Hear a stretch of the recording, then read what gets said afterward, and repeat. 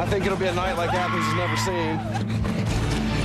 A day where the Bulldogs have more than just Georgia on their mind. We had pork last week. We're going to have smoking this week. An opportunity to take that next step. Prime time, national television. Bulldogs roll. An all-out effort to turn the tide. I tell you, the goalposts are coming down. But they might tear down the whole stadium when we win this game. All eyes turn to the field in Sanford Stadium.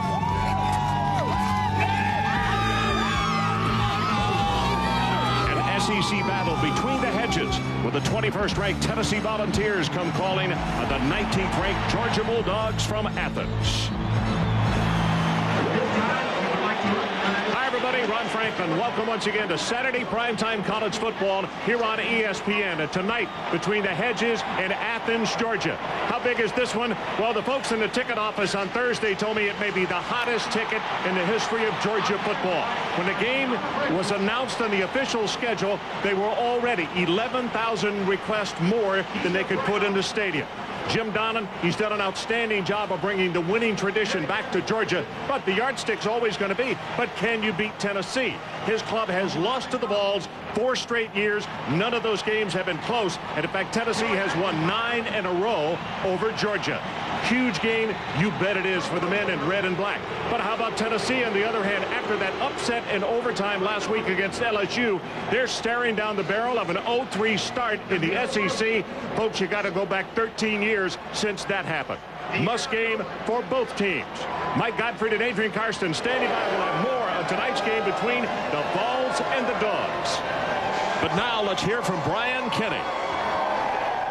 Ron, thank you very much. We'll get you out to Tennessee and Georgia in just a moment. First, some wild games this afternoon. Florida State and Miami. We picked this up. Chris Wenke had just thrown a touchdown pass to take a 7-0 lead. But Ken Dorsey to tight end Jeremy Shockey. 27-24 Miami. Florida State roared back. Matt Munyon close enough for a 49-yard field goal. Don't say it. All right, I'll say it wide right. It was out of his range, though. That's unfair. And Miami beats Florida State. First time after the Seminoles have won 5 in a row in the series. Michigan and Purdue battle back and forth with Drew Henson and Drew Brees here. Travis Dorsch, fourth quarter. 32 yards away. No. Would have won the game.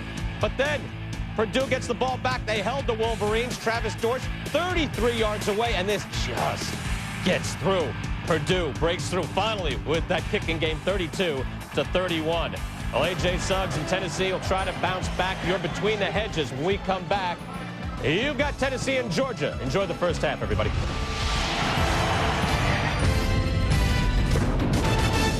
Oh, 3 in the SEC.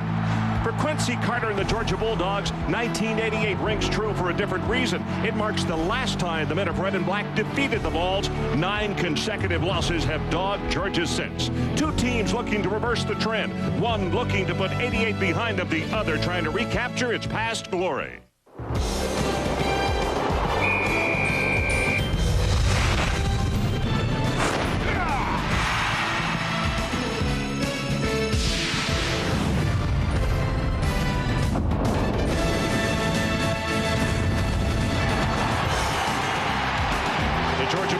Taking the field here in Athens. A lot of emotion, not only on the field, but in the stadium and at practice this week. This is a team that is really focused and wants to end the string. Number 21 comes calling tonight against the 19th-ranked Georgia Bulldogs. This young man has had an outstanding career here at Georgia, Quincy Carter, but look at the numbers. 0-6 against Tennessee, Florida, and Georgia Tech. Against everybody else, 20-2. Hi, once again, everybody. Ron Franklin with my partner, Mike Gottfried. And, Mike, I ask you the question, is it fair to put that kind of onus on Quincy? Because the facts are there, but it's not just his fault, is it? No, it's an unfair label. A lot of people are 0-6 against Tennessee and Florida. You throw in Georgia Tech, it's been a pretty good program, too. Quincy Carter hasn't had the benefit of a lot of good receivers. Hasn't been a running back step up, but look for Quincy Carter to have a big ball game tonight. Mike, I get the feeling tonight that A.J. Suggs comes back home, but he's still a freshman, that Tennessee is not going to put it in his hands to win here tonight. Well, they did last week in the LSU game. They really relied heavily on A.J. Suggs. But I think tonight they got to get the ball a little bit more to Travis Henry. Anywhere from 25 to 37 carries would fit Travis Henry tonight. One other mention as far as quarterback, Casey Clausen. Don't be surprised if you see him for 2 or 3 series tonight. The coaching staff still likes this young man, and they want him to get experience on the road. Phil Fulmer, 78-15 his numbers. And on the other side of the field, Jim Donnan in his 5th year, 3-9 against Tennessee, Florida, Georgia Tech, but he's 35-16 against all competition. Chauvin has it teed, and we are set to get it underway as Thornton and Musa Smith as the 2 captains of the Bulldogs, and this one's underway. From the 10, Thornton. Great coverage on the special teams. Ritzman. And let's check it on the sideline with Adrian Karsten. Adrian. Ron, you need to know how shocked the Tennessee Volunteer coaching staff was last week when we were in Baton Rouge when Andre Lott, the strong safety, said, "Coaches, I'm not good enough to go because of my bad hamstring." What that meant for Georgia this week was they had to scout a Georgia team, or rather a Tennessee team, on a defense minus Andre Lott. Very significant because Lott is the man who sets all the alignments for that defense. Carter is concerned because he says, if I don't know where Lott is every play, I'm not going to get the yards I want to running or passing. Okay, Adrian, we saw in Thursday's workout a lot of formations, but a lot of running. Turns the corner, pretty close to 5 yards on the first play from scrimmage, a running play. Andre Lott with the tackle. So Quincy Carter gets an opportunity to break the string tonight. The young man out of Decatur, Georgia. It's been documented very well. Formerly a professional baseball player. Sanks, Milliken, those are the running backs. Edwards and Mitchell, 2 game breakers on the outside. Javaris Johnson, a very fine tight end. We'll see 3 different tight ends for the Bulldogs this evening.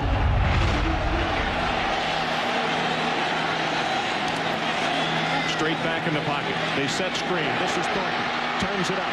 The 20, going to be knocked out of bounds around the 23-yard line, and that's about the line of scrimmage. Andre Lott with his 2nd tackle. They're already glad he's here.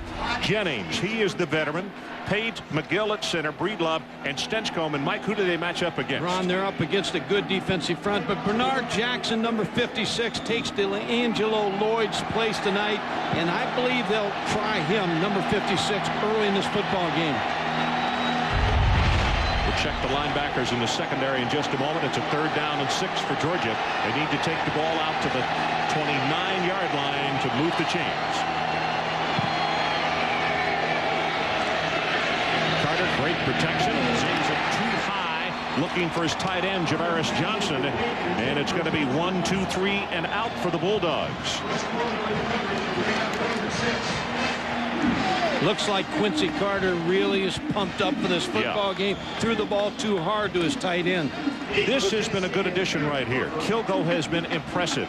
And very high, not necessarily an extremely long kicker, but a good cover kick guy.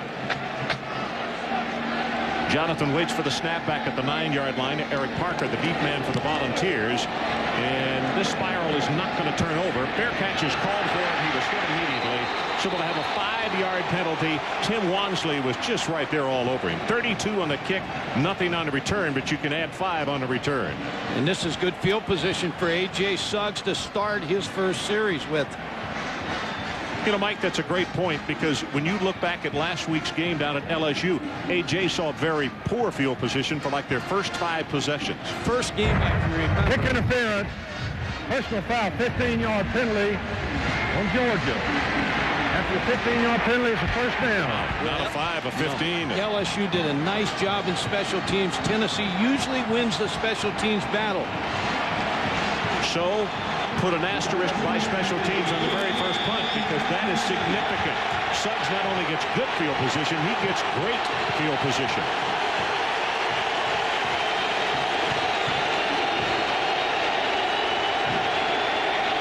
Four wide receivers. Suggs from the shotgun, and that's out to Stallworth. Turns it upfield. Going to have 5, maybe 6 yards, and a good job defensively by Biera, the strong safety. This is the way they line up offensively. Suggs from Powder Springs, Georgia, a freshman, 6'4" and 220 pounds. Travis Henry and Bartholomew behind him. The Parker and Wilson expedition out there first. They have got 4 really good wide receivers. Finlayson, a tight end, and he caught a touchdown pass last week against LSU. This time Bartholomew and Henry line up in the backfield with Suggs in the shotgun. They go on a pattern, and it's a screen pass to Travis Henry. He's going to have the first down, loses the football, and it's recovered by Georgia. Kendall Brown, the middle linebacker, got on the fumble. So Tennessee with a wonderful start after the 15-yard penalty, and they turn it over. Great call, Ron. A screen pass. Again, taking pressure off your redshirt freshman quarterback, but Travis Henry couldn't hold on to the football. Credit Bell. He made the tackle and also caused the fumble and made the recovery. Well, let's see if that little oomph can give some excitement to the Georgia offense, who went 1, 2, 3 and out on their first possession.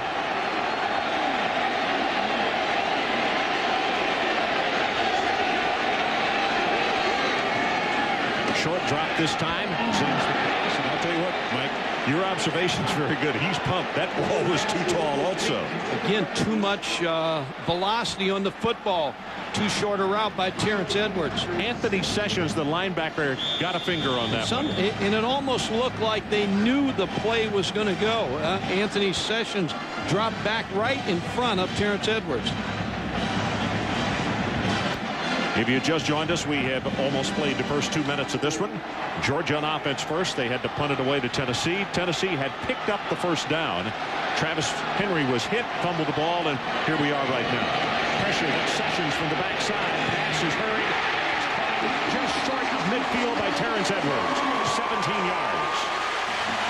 Terrence Edwards is the leading receiver for the Bulldogs. 15 catches coming to this football game.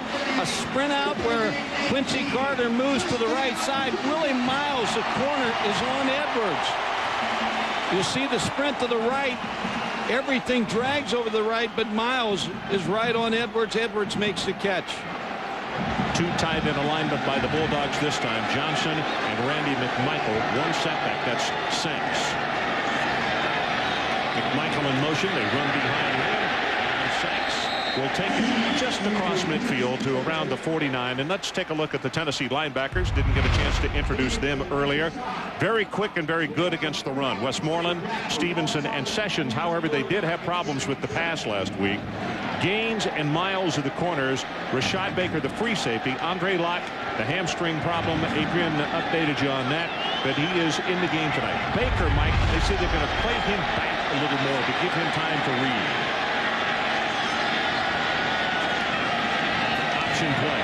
Sanks hit in the backfield. Boy, that is great pursuit. He breaks the tackle. What a great second effort by Jasper Sanks. He was dead in the water behind the line of scrimmage and almost picks up a first down. It's a gain of 7. Sessions is the first man to hit him and missed him. Ron, it's important for Georgia to score and put some points on the board. When you're 0-9 against a team, you want to start well. That's why they gave a poor field position, but their defense got the football back. Jim Donnan knows how important it is to put points on the board against Tennessee on this drive. That was enough for the first down on that second effort by Sanks. He lost his shoe, so he's out of the game for the moment. Straight ahead. Inside the 30, into the 26. That's 16 yards. Bernard Jackson on the tackle. The stop was made by Jackson.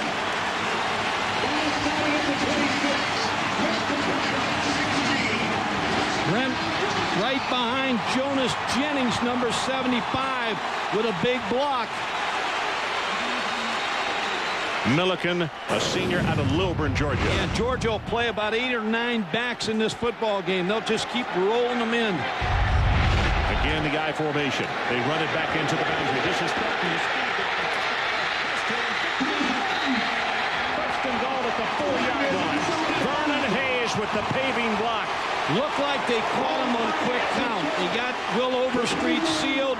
They got the linebacker sealed. And Thornton, watching the Arkansas game last week, when Bruce Thornton comes in the football game, everybody has a little different bounce to their step because he's an exciting running back.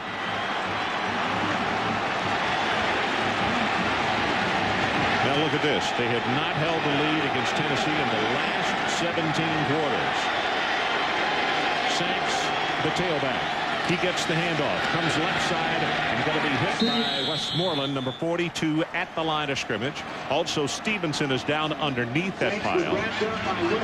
What this drive does for Quincy Carter also is it gives him a running game that's going to open the play-action passing game a little later. It takes a little pressure off the quarterback.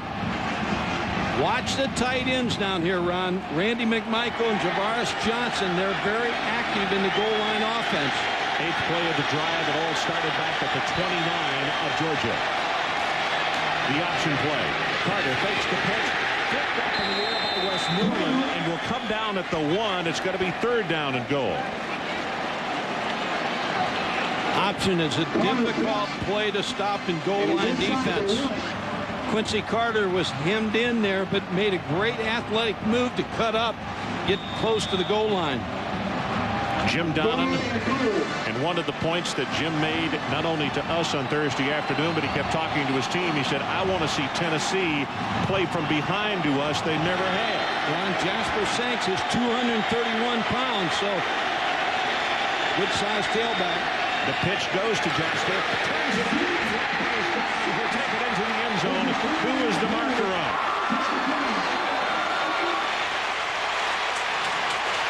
Offside on the defense. Touchdown, Georgia.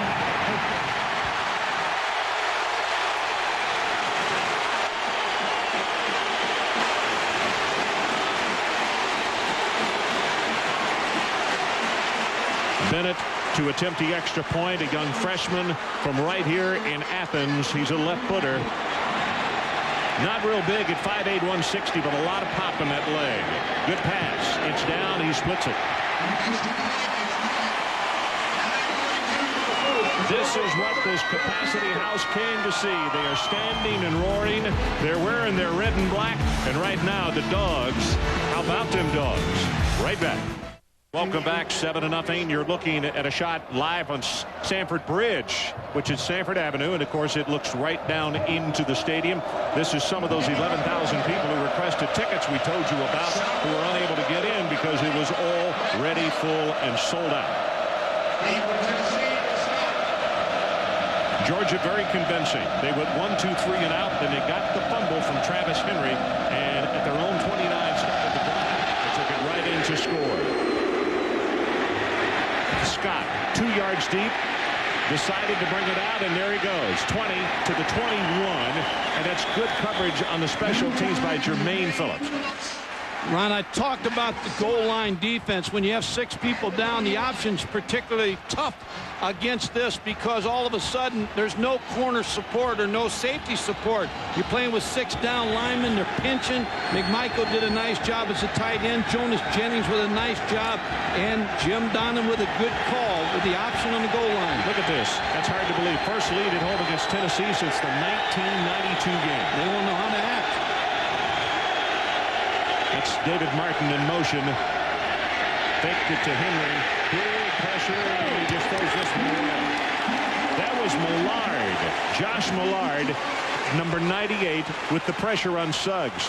Here's the offensive line for Tennessee. We never got to give them to you. Coleman, Herrera, Wells, Offenhuzel, and Munoz. And who are they facing off against tonight, Mike? Ron, they're against an excellent defensive front. Marcus Stroud and Richard Seymour will line up on Scott Wells, the center. He's a redshirt freshman. He'll have his hands full tonight with this load of defensive linemen. Yeah, those 2 defensive tackles, as good a tandem as anybody has in the country, I would think. From the shotgun, they give it to Travis Henry. Nothing. Absolutely nothing. And guess who's there? Seymour and Stroud. Those 2 defensive tackles we were talking about. The linebackers, well, an active group and good speed. Weatherspoon, Bell, who had the tackle in the fumble recovery, and Tony Gilbert. And in the secondary, Henderson, who had an interception for a touchdown last week, and Wansley, along with Phillips, who has been moved over from wide receiver this year. Vieira, the strong safety. Witherspoon trying to get him set. Third down. The line to make is out at the 31. Suggs. This is a cover sack. They got him, but the coverage in the secondary was there, and this time it is Richard Seymour. Those defensive tackles have already answered what you said, Mike, in the lineup. They're both outstanding, and then you take Charles Grant, the defensive end, and Josh Mallard, maybe the best sack guy of this whole group. And then Gary is the deep man as we see the first punt of the night by David Leverton. Gary's dangerous, Ron. He is an excellent punt returner. Leverton's kick, very high. Boy, he's good. This is way, way back to the 27-yard line. The coverage. Now they will deny him the 35-yard line. So a kick of 52 yards and only 5 on the return. It's Bartholomew on the special teams with the tackle. Georgia 7, Tennessee nothing. We're coming right back. Welcome back. Some of the tailgating going on earlier this afternoon. Before this one kicked off at 7 o'clock Eastern time. Georgia on top. Bulldogs averaging 5.2 yards on first down, and they have 2 plays 15 yards or better. Gary in the ball game at wide receiver, number 18. With the play action, zips this one, and did he pick it off? No, well, but very close. Teddy Gaines. Well, that's the reason Teddy Gaines is in the lineup, because he can play the corner spot. Andre Lott was a corner in the preseason all-SEC pick. When Teddy Gaines played so well in fall practice, they moved Andre Lott to safety. Good pressure that time by Omari Hand, number 91. Who was working at that left defensive end spot. Looked as though Quincy waited a little long to get that pass off. Sanks the tailback. They pitch it to him. Gets the lead block and continues to work toward the 40-yard line. It's going to be down at around the 38, though. As you look at Suggs on the sideline. Hand with his second tackle. Quincy Carter starting off this ball game, and means a lot to him. He's seen that graphic too. He's read all that about being 0-6, and he's tired of seeing it, and tonight he wants to do something about it. You know, that graphic we showed just a moment ago, to me that is amazing, the fact that it's the first time Georgia has led at home since 1992 against Tennessee. Play action. Here comes the pressure. Quincy going to try to run it, and they'll sack him. Number 22, Sessions, along with Stevenson. All 3 of those linebackers were right there. Quincy never really had a shot at that one. And Georgia's been doing very well. They've only allowed 2 sacks. They're second in the AC, or they lead the SEC in not giving up sacks, but they gave up their one to Tennessee. Kilgo with his second punt of the night. Eric Parker, the deep man for the Volunteers again. 6.5 minutes left, opening quarter. Good pressure, and this dandy punt going to turn over all the way back to the 20-yard line. 25, and good hit at the 29. 45 yards in the kick, 10 on the return, and it's Kentrell Curry with the stop. Well, coming up in a few moments over on ESPN2, more for the SEC Eastern Division as Kentucky battled South Carolina. Look at Lou Holtz trying to get the Gamecocks back on the winning ways after last week's loss to Alabama. For more, log on to ESPN.com, your home for college football on the internet. And it's an important game for those 2 teams because they got to beat each other. That's a bowl game for both those teams. They got to control the other team. Travis Henry breaks off the tackle and takes Vieira with him. That's going to be a gain of very close to 6 yards in the play. Tennessee's got to put the ball in Travis Henry's hands. He had 37 carries against Florida, and they played a great offensive game, and they took the pressure off of A.J. Suggs, the young quarterback. And only 20 carries last week. But they got behind so quickly and so big that they had to get out of formations that are better to run out of, didn't they? Yes. Henry close to the first down at the 39. ball came loose. Georgia wants it, but nope. And it's Kendrell Bell, the fellow who caused that first fumble. Well, it's just natural that Philip Fulmer does not want a redshirt freshman quarterback to have to win this football game. Now, he's got to make some throws and he's got to make some change of plays at the line of scrimmage, but you really want to put it on a warrior, the senior running back, Travis Henry. Clausen on the sideline, the freshman out of Northridge, California. Crowd comes to their feet, wanting to stop here on 3rd down and 1. Henry, where did he get hit at the line of scrimmage? That's Terrence Smith, number 85. You can't dance on 3rd and 1, and you've got to go straight ahead. And Travis Henry, even though there was no place to run, you can't cut back against the penetration of Georgia's short yardage defense. Smith hit him first, and big Marcus Stroud was right there. And David Leverton in to punt again, this time waiting at the 25. Damian Gary, the deep man. Very high, not as far as the other one, but a great coverage kick. And Gary calls for the fair catch and makes it at the 32. 29 yards on the kick, but nothing on the return. We'll take a break. 4:22 left, opening quarter. Georgia on top. 7-0. Georgia leads. 4:22 remaining in this opening quarter. Huge matchup as far as the SEC East is concerned. Clausen and Suggs on the sideline. No movement by Clausen as far as putting the headgear on. I guess last week, what was it, the 4th series, Mike, in that ball game against Casey LSU? Clausen came in for 3 plays. Milliken, the lone setback this time. That's McMichael in motion. Pressure from the backside. That's a fumble. Picked up by Tennessee. This is Henderson. And Big John will run it inside the 10, down to the 6, and it's Richmond who hit him and caused the fumble. He never felt the backside pressure. Well, we talked about D'Angelo Lloyd. He's not here tonight. Got hurt in the LSU game. Bernard Jackson and Constantine Richmond are going to take his place. Richmond makes a big play. John Henderson picks it up. Tennessee in great shape. Too slow a play for the penetration of Tennessee's defense. That was Bernard Jackson who was bumping it around from hand to hand, and all of a sudden Big John came along and said, let me carry this thing. D'Angelo Lloyd pulling for his teammates tonight and helping coaching. I tell you what, we're awfully glad to see him up walking around, because we wondered last Saturday night when he went down with that injury for so long. Travis Stevens, the tailback, gets the ball wrapped up at the line of scrimmage. And those two defensive tackles, Seymour hitting first, and then Stroud was there. They got to come up with a solution there, Mike. Well, I don't know what the solution is, because you really have to double Richard Seymour, because he's probably the best defensive lineman. That leaves 6'6", 300-pound Marcus Stroud alone. 22 turnovers for Georgia against Tennessee. That's why they've lost 9 in a row. 2nd down and goal.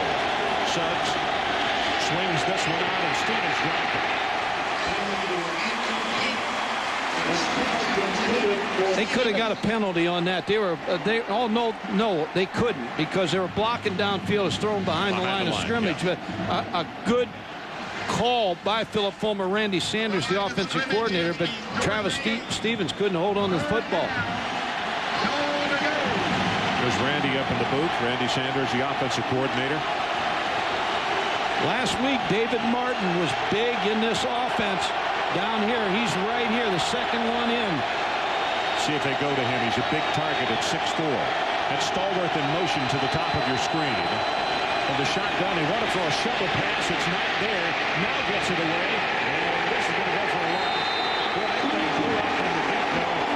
The linebackers stayed right at home. They read that shovel pass all the way. And the defense, what you want a defense to do is when your offense turns the football over, only allow a field goal attempt. This is very successful for Gary Gibbs, the defensive coordinator staff. You're right. They played it perfect. Tony Gilbert, number 42. Tony was just sitting down on that thing. Said, okay, go ahead and throw that thing. Alex Walsh, he's perfect on the year, 9 of 9. And this attempt is going to be from 27 yards. Good pass. Kick Clock is down, and he got it. Yanked that thing a little bit. It was close. So Tennessee gets on the board. 2 minutes, 46 seconds left in this opening quarter. Both teams now get on the scoreboard by way of a turnover. Ron, one thing Georgia's going to have to do on offense, they're going to have to throw some screen passes or run some draws. They have not, the last two series, they have not been able to control the front of Tennessee. They're not allowing Quincy Carter any time, so they've got to go back and throw screens. They threw a screen on the first series, and it almost looked like it was going to break, but Eric Westmoreland made a great play. But I really believe they've got to go back and slow this front up. Let's check on the sideline with Adrian Karsten. Adrian? Ron, it's not exactly the sidelines. I've got one of the best seats in the house here, and I'll explain in just a minute. But the request lines are open on the internet at ESPN.com, keyword Ask Adrian. Now, best seats in the house? Not necessarily. Take a look behind me. You can actually see from the 50-yard line in. The other thing you don't get is when the ball's on this side of the field. Behind me, one of the 11,000 who couldn't get the tickets. Where are you from? I'm actually from Iowa. No, he's from Iowa. You're about 6'3". You're 6'3", so you got a pretty good view here, but you also got a sign underneath that says, I need 6 tickets. I need it. Too expensive for my blood. Can't get them. Pretty good view from up here, Ron. I may stay up here the rest of the game. Okay, Adrian, from Iowa. That's why he didn't get the tickets. Moses Smith and Bruce Thornton are the two deep men for Georgia. 2 yards deep, got away from Thornton, so they'll take this one at the 20-yard line. Week number 6 in the NFL tomorrow. Join Chris Berman and the gang for NFL Countdown. That starts at 11 a.m. Eastern. At 7:30, NFL Primetime with all the scores, highlights, and analysis. Then it's ESPN Sunday Night Football. AFC Central rivals colliding as the Ravens meet the Jaguars. Baltimore's defense looking for a third consecutive shutout. Now this is Casey Clausen on the sideline, so we would assume that either the next series or the one after that he will come in and get a look at some live action. Pitch to Thornton. Turns the corner and grabbed by number 98, John Henderson, who followed that play really well, and a flag comes in late.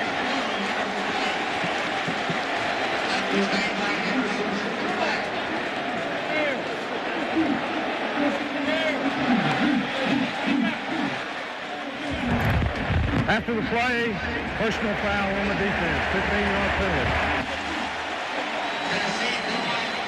John Henderson with a good play run compared to Reggie White out of high school. Now this is a late hit. Watch coming in from up above right there. That's Dominique Stevenson then. And as you could see, the man was well down and flat of his back on the field. So it will cost the Volunteers 15 yards. And it is first down out at the 38.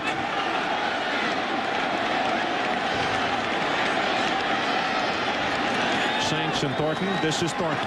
Blocking is Sanks, and he will get to the 40-yard line and then be shoved back. Stevenson, along with Andre Lott, combining on the tackle. All three of these linebackers for Tennessee, they can run. Anthony Sessions was a quarterback in high school. Dominic Stevenson and Eric Westmoreland were running backs. They all have great speed. What Georgia wants to know is, can they take on the lead blocker? And they proved they could on that play. Mike, the other thing that the linebackers, as well as they run and play against the run, last week on misdirection, they overrun plays, don't they? Sets to throw. Going to go deep. Good coverage down on the near sideline, and it's incomplete. That's Miles working against Damian Gary, and he covered that about as well as you can have it covered. That play was off the option. They have not shown a pass off the option this year. There's a flag down in the secondary at the 45-yard line. Bill Goss Holding on the defense. That is 10 yards. Automatic first down.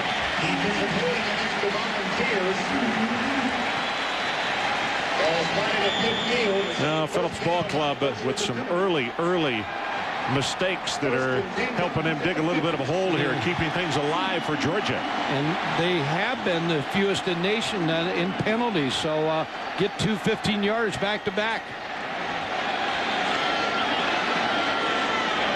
Milliken, the lone setback. From the 49, he'll take it up the middle. Puts a head down. Tough play by Westmoreland. Right there to smack him down. A little bit of a misdirection play there, but Eric Westmoreland sat at home and was not fooled by the little counter play. Westmoreland led his Marion County High School team to 3 state championships. Scored 40 touchdowns as a senior. Pretty good running back. He is a very focused and motor is always running kind of player. Look at it. He's got 9 in the box. Carter running for his life. Gets this one away. He threw it too hard. All he had to do was lob it to Milliken. He's got the first down, and he just threw it too hard. Will Overstreet's an end. It caused the play to blow up. Sometimes you want to do something so much, and you want to win so bad, and all of a sudden, Quincy Carter coming out here a little nervous in the first quarter. Has Brett Milliken open, gets flushed out of the pocket again. His offensive line not giving him protection where he can set his feet. How many times have we done Tennessee games where we talk about the man that caused the play to go awry, Will Overstreet? Well, he got his first hurry tonight. He had a bunch last week at LSU. Here he comes again. Pressure from that backside, and it's Overstreet with the sack. 12.5 career sacks. Give him another one. 13.5 career sacks. Will Overstreet, you just talking about him. He plays so hard every play. Every offensive coach we talk to that plays against Tennessee says the same thing. He said, we got to stop Will Overstreet and John Henderson, but mainly Will Overstreet. Looked like he was limping just a bit when he went to the bench. We'll keep an eye on him when their defense comes back out. Parker, the deep man, as Kilgo prepares to punt it for Georgia. It's going to turn over. Good coverage kick, and no fair catch was called for. Very dangerous play. Wansley with his second special teams tackle. 37 on the punt and 4 on the return. And that is the end of the first quarter. So let's take a timeout. The Georgia Bulldogs scored on their second possession following a turnover, and then the Volunteers scored also after a turnover. 4-point Georgia lead. We'll be right back.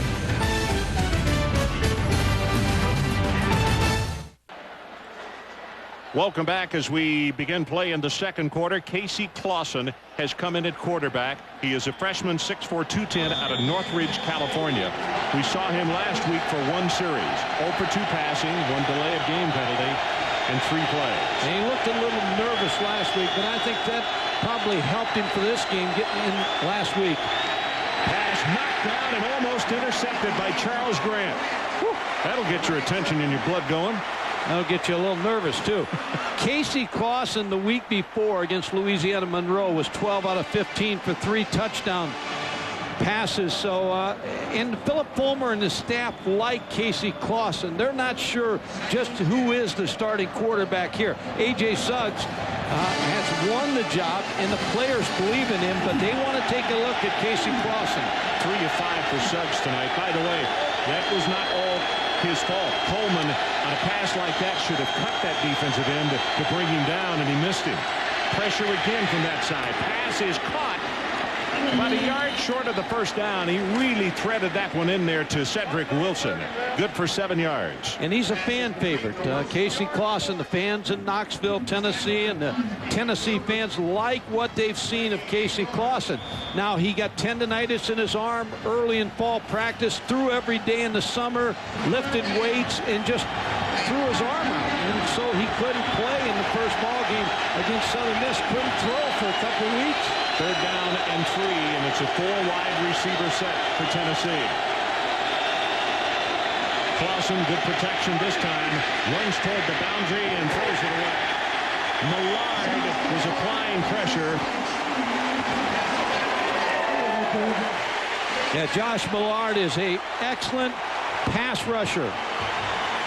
He knows how to get around tackles and put pressure on the quarterbacks. And Casey Clausen again, 3 and out.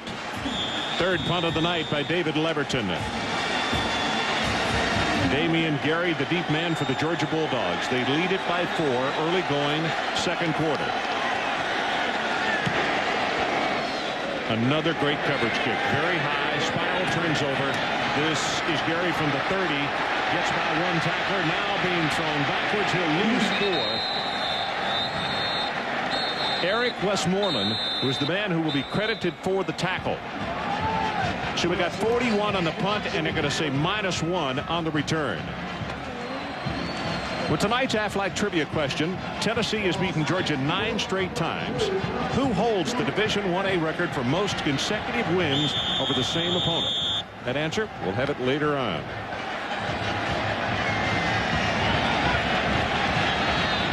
Sanks and Haynes, the setbacks. It'll be Sanks right up the middle, breaks the tackle, still 3.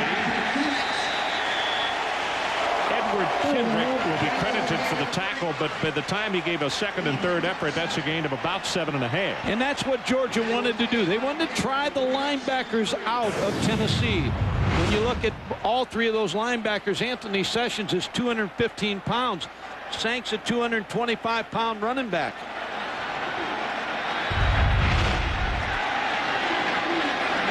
The running game is what was so good last week against Arkansas for the Bulldogs. Good second effort here, and he's going to be close to the first down. Let's see, they're going to spot this one at the 42, and that will be enough to move the chains.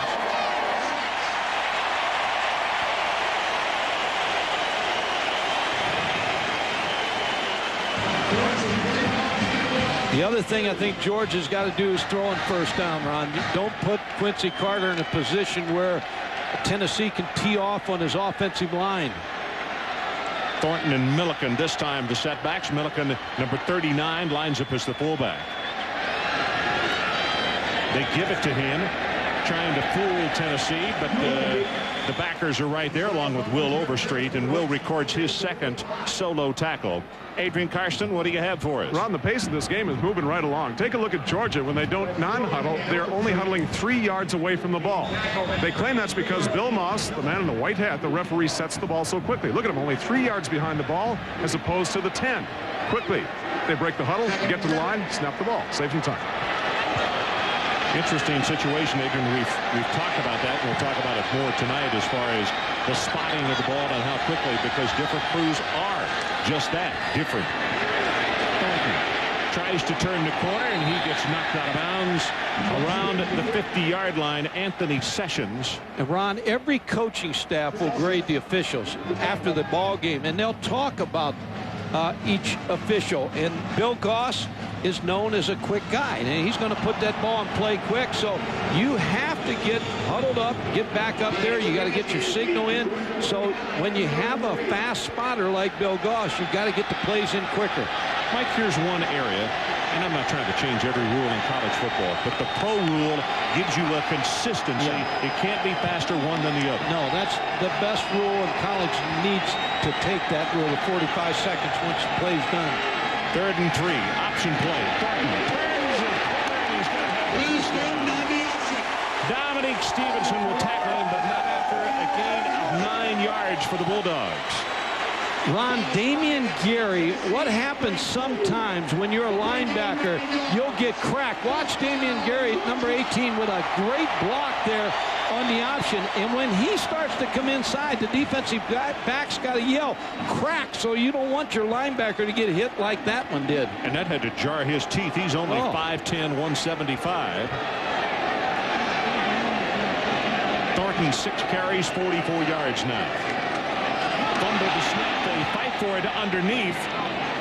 I'll tell you what, Tennessee may have just gotten on this football. They did.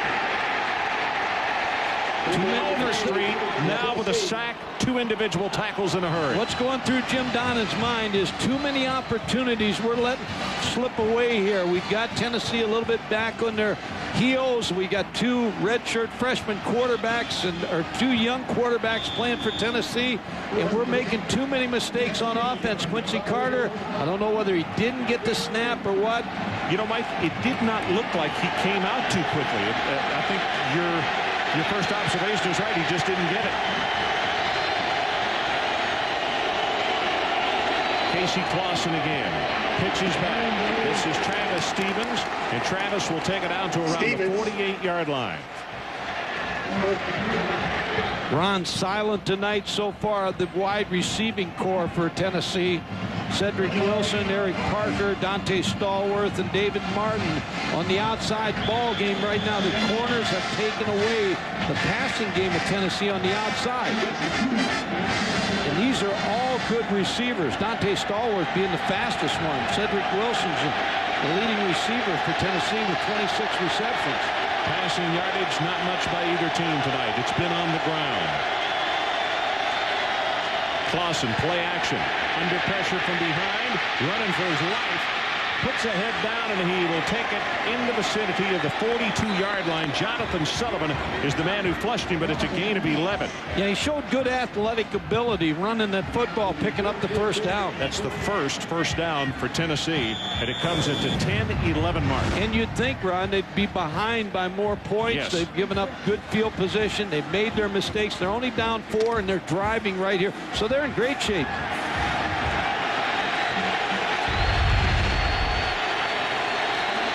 Pitches the ball back. They sweep to the near side. Travis Stevens.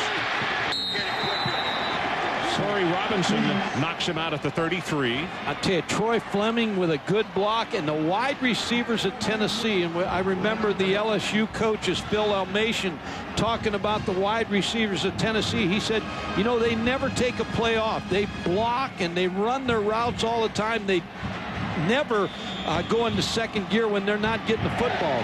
Cedric Wilson with a good block on the last play. I'll tell you what, Torrey Robinson made that tackle on the sideline, and he came straight to the bench. He was right there. It looked as though he knocked the shoulder down, or certainly got a sting.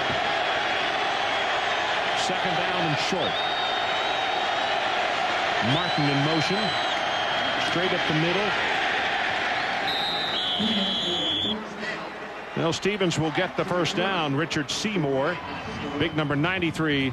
As you look at Travis Henry, and hasn't been in for the last couple of series, we understand there's no injury to him, but he got kicked high on the ankle, but he tried to throw a block last week in the LSU game. Had a bruise last week. Talking to Willie McCorvey, the running back coach, just trying to point out what Travis Stevens is doing. Because, you know, after he had that happen, we wondered about his absence. He only had 2 carries in the entire second half last week. Martin again in motion. Play action by Clausen. Flips it out there. Has it complete at the 18-yard line to Finlayson. Good for 12 yards, and good heavens, 2 weeks in a row a tight end catches the ball for Tennessee. And you get the feeling that Casey Clausen is a little bit more comfortable now in the ball game. Good play fake, and now he waits for Finlayson to come open. He wasn't open, and he came open late behind the linebacker.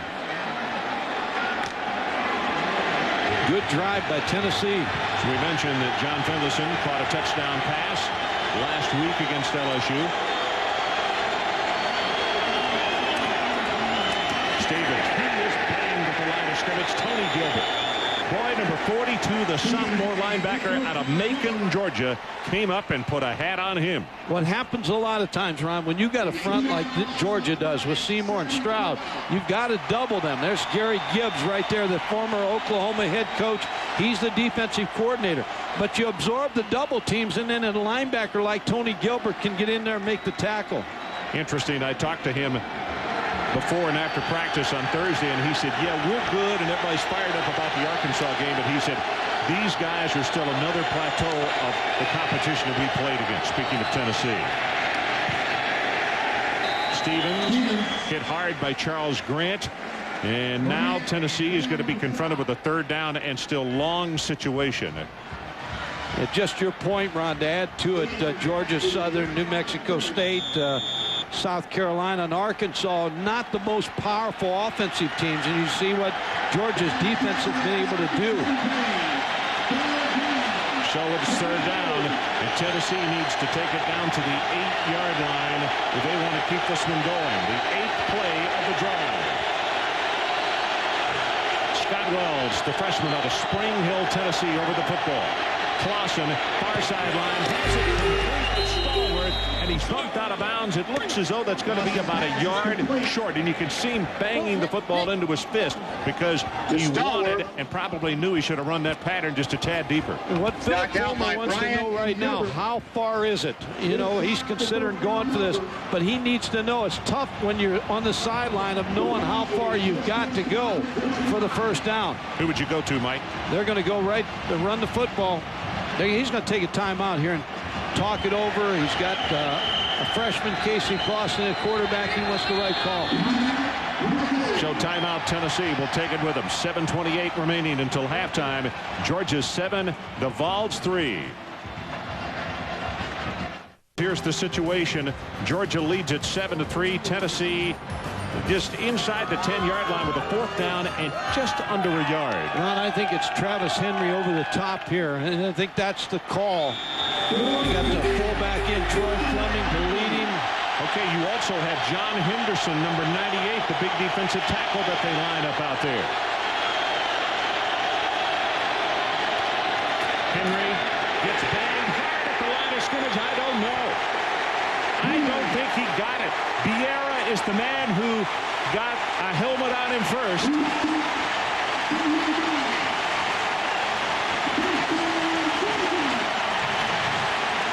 Georgia takes it over.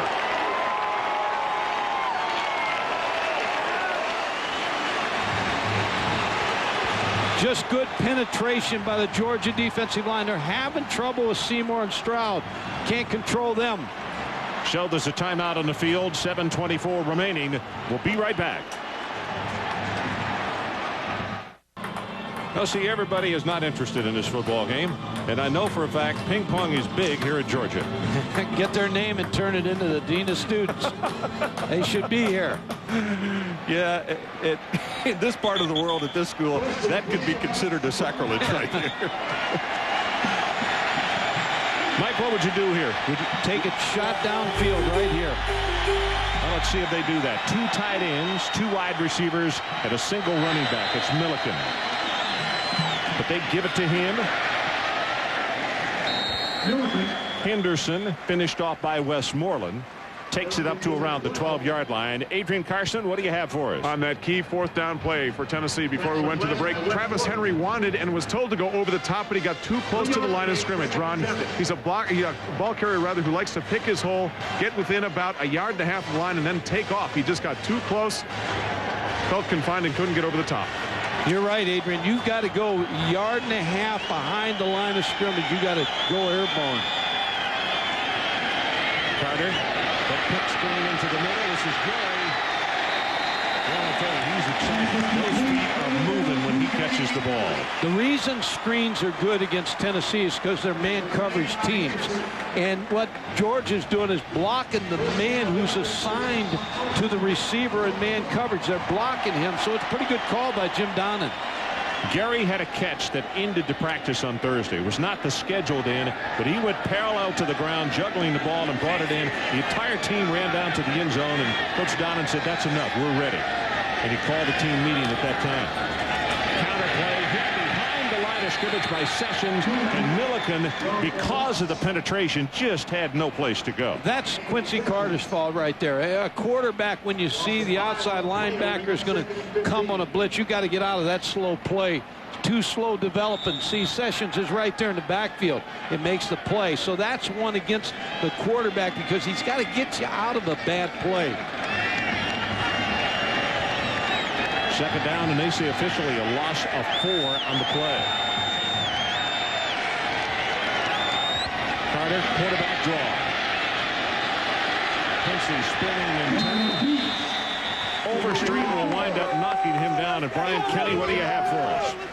Ron, we go to Pittsburgh and Syracuse. Final second, 17-17. Mike Schaefer from Syracuse, 40 yards away. And no, not the first wide right we've seen. They go to overtime, 17-17.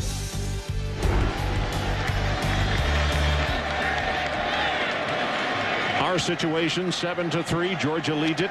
Clock about to go under 5 minutes remaining until halftime.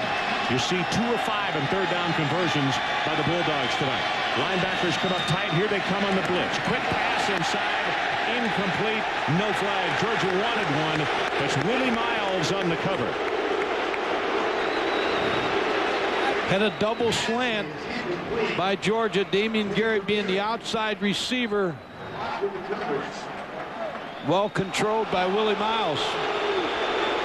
Fans want they've got the they see it on the screen. They want to call, but they're not going to get it. This is the 4th punt of the night by Jonathan Kilgo. Parker, the deep man for Tennessee. And the ball's staying to get very good field position out of this. Kilgo's punt. Great coverage kick. All the way back to the 21. Fumbles the ball. Now picks it up. Breaks a couple of tackles, and they'll take it back to the 31. And that's Jason Rader, the number 3 tight end on the special teams. Ron, I think Casey Clausen's going to stay in here at quarterback because they like what he's been doing in the last series. We'll take a break and see. Right back with more from Athens after this. So a 55-yard punt. And 12 yards on the return, and the situation is 4:51 left until halftime. And Tennessee actually did not get as good a field position as I thought they would because of that booming punt by Jonathan Kilgo.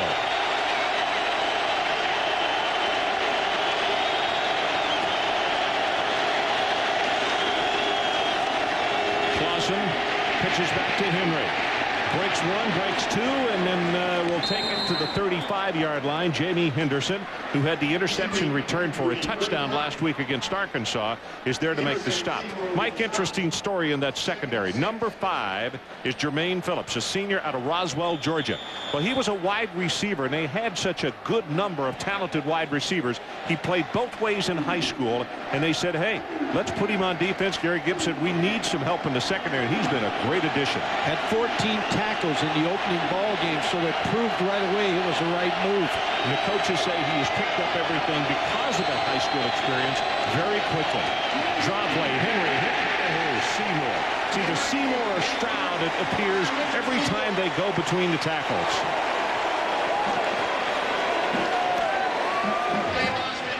Richard Seymour and Marcus Stroud, one of those two are going to be on the center all the time. They're big number 93 with a tackle on Travis Henry. And they're both, you talk about bookends, they're both the same size, 6'6", 300 pounds. February on the sideline, the junior from Montgomery. He's lost for the year because of his injury. Sorry to hear that. Fine young man and a good player. Clausen, safety valve. Look for 2 people, not there. Travis Henry across the 40 and out to around the 43. 9 yards, and Demetric Evans, a senior out of Haynesville, Louisiana, on the stop. Boy, nice job by Casey Clausen. You go back and sets up and watch him look for his first read down the field. He's looking for the curl route. Now he dumps the ball off to Travis Henry. It's like a toss sweep, Ron. You get the ball out there, and now he misses a tackle, and you got a first down. About to go under 3 minutes left until halftime.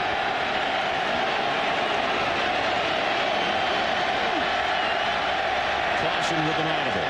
4 seconds on the play clock. Short drop, he's going to run it. And Clausen will be stopped at midfield. So they'll have actually second down and short, about 4. What Casey Clausen saw was Will Witherspoon, number 46. He knew he was going to come on a blitz. And he was trying to figure whether he wanted to check out of the play.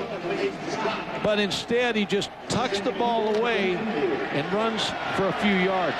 Well, this is the second time that he's run. He's got 2 rushes for 17.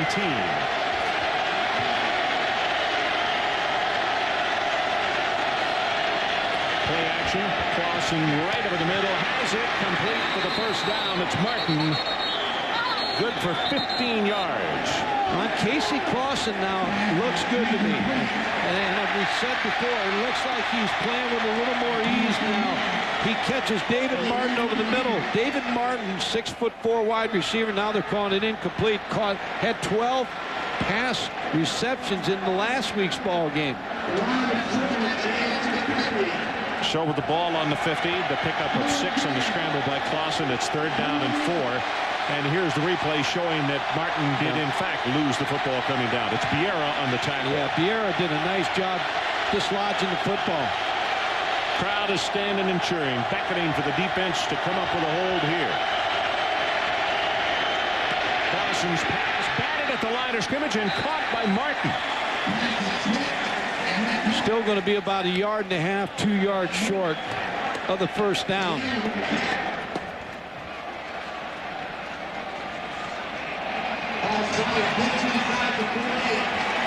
Looks like Leverton is going to come on, and he'll try to punt it inside the 20. I think Charles Grant, 19, got a hand on it. Philip Fulmer's thinking now this is going to be a defensive game, going to be changed by one play in this ball game. I'm going to play field position. Leverton, you remember in the Southern Mississippi game, as he punched for the 4th time tonight, was actually our player of the game. He had 6 inside the 20, 4 inside the 10. We'll take a delay of game. Delay of game penalty against the Volunteers. Good thing that was his worst punt of the night. Damian Gary again, the deep man for Georgia.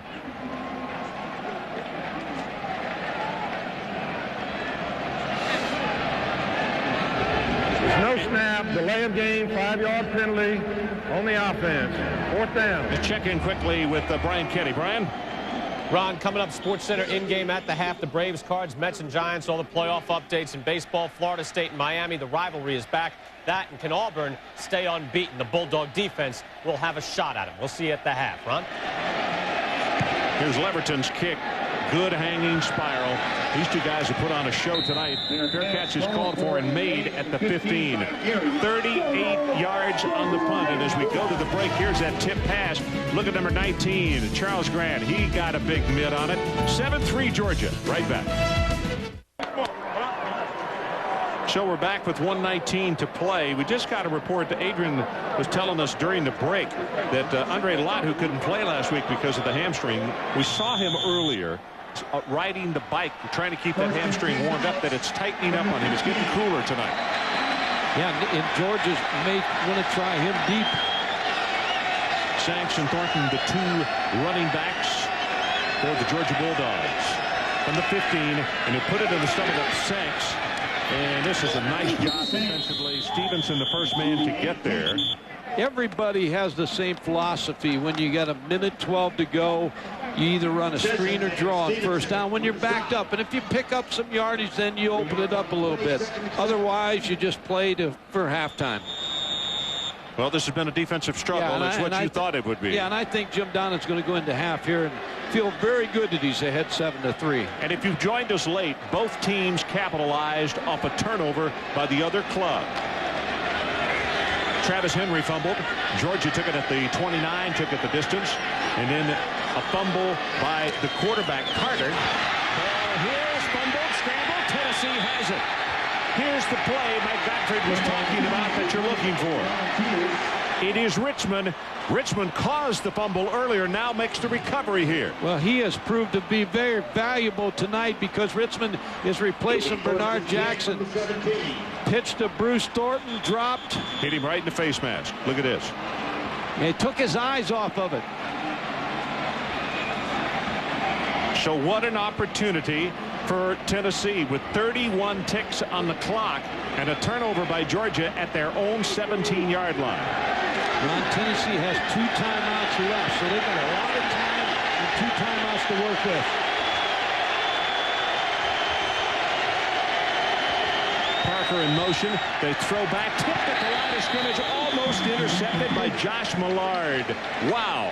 Millard is that kind of football player, Ron. He's a good sack guy, and he also is a good, smart football player. He saw the tackle set, and he knows right away the tackle release, so he knew right away that they were going to try to get the ball to Cedric Wilson on the screen. Junior Smart play. out of Savannah. You're right. That's what happens after you've been around this kind of Division I competition for 3 years. He's a smart football player. I've watched him now for forever. It seems like he's been playing here. He's only a junior. He's good. That play took only 4 seconds. 2nd and 10 from the 17. Clausen sets deep. Pressure is on. Throws for the end zone. Did he catch it in bounds? No. Parker caught the football, but he couldn't get a foot down. Philip Coverage Fulmer, by Bryant. Ron, Philip Fulmer is down there on the 20-yard line. He's out of the coaching box, and there's Gerald Harrison, who's the assistant there, is getting him back, trying to talk him into going back. But Philip Fulmer believes he was in when he caught this football. Wow. And it's close. His left foot might have been in.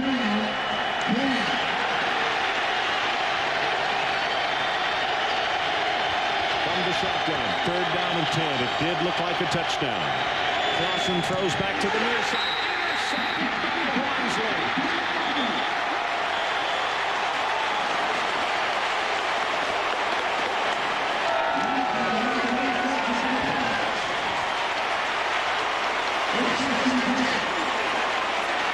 Mike, on the play prior, as you look at the interception.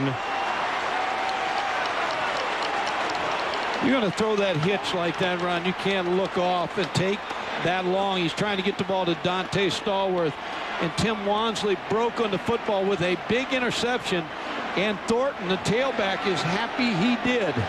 Tell you what, good thing that he left his feet for the ball, because he would have gone about 90 yards for a touchdown. There was nobody between him and the goal line. Carter takes a knee. They're going to burn his final 13 seconds as we will head to halftime. So a defensive struggle, a questionable call in the end zone, that the interception, but the play prior, the head coach thought it was a touchdown, and so did the Georgia fans when they saw the replay here inside the stadium. They didn't cheer, they groaned.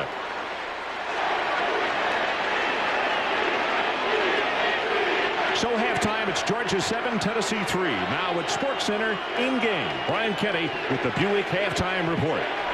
See, in the halftime stats, these numbers show you something about what happened at a very defensive struggle in that first 30 minutes of play. 99 yards Georgia, 91 for Tennessee. Both teams, 5 turnovers in this football game. Defensive game controlled by both defensive lines. Kerouac will kick it off for Georgia. Scott is the deep man, number 26.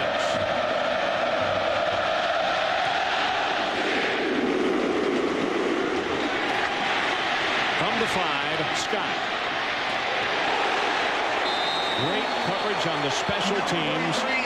Number 43, and it's going to be Fleming on the tackle. That's checking on the sideline with Adrian Karsten. Ron, a bit of a surprise. A.J. Suggs comes in to start quarterback at Tennessee, primarily because Phil Fulmer wants to get the pace of his offense moving. Remember, with A.J. Suggs, they just signal the play in. Whereas with Casey Clausen, it takes a little bit more time because they shuttle the play in with the wide receiver. Secondly, with Travis Henry in the backfield, he prefers Suggs in there because he's more consistent with the handoffs to Travis. Martin in motion. Suggs sets in the pocket. Got it in. Complete for a 3-yard gain to Bartholomew, but Vieira is right there. It's a good point by Adrian Karsten and Philip Fulmer, because A.J. Suggs, when he graduated from high school, was in the program at Tennessee in the spring, so he's been around a little bit more, knows the offense. And you get in this tight football game, you want somebody who knows what you want to do. Well, Clausen actually has a similar situation, though, doesn't he? I mean, he was in the spring game as well. Yeah, I saw the spring game, and he was one of the quarterbacks that they used. Pitch back. Travis Henry has 5, has 10, and he's loose. Henry down the far sideline, 1 man to beat, and he's going to be caught from behind by Bryant. The Corey Bryant saved the touchdown, and there are 2 markers down at the 20. May get him on a face mask to add to this run. Bartholomew with a good block as he turned the corner. Will Bartholomew is one of those players, Ron, unselfish player, doesn't care if he ever gets the football, wants to block, wants to do whatever he has to do to win for his football team.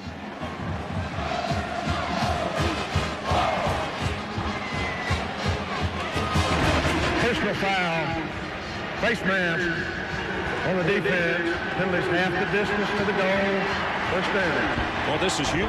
58 yards on the run, and now they're going to tack on half the distance. Number 45, Will Bartholomew with a good block, and then again, the good wide receivers blocks. Eric Parker, number 80. Stallworth, number 4, staying on his feet. Keep blocking Tim Johnsley. Also 87, David Martin with a good block downfield. Stevens in the game. He gets the handoff. Bounces it outside. Goes to the 5, down to the 2, and now the 1.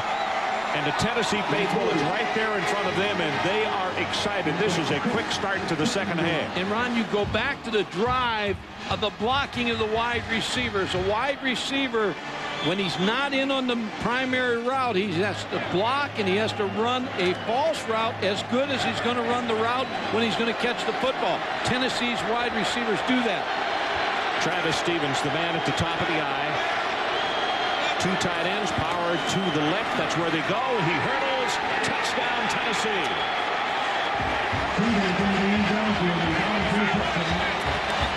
Anthony Herrera with an awfully good block inside. And that's what they wanted in that 4th down situation. They wanted Travis Henry to go over the top on the right side. So now they bring Stevens in and go over the left side behind Anthony Herrera and Reggie Coleman.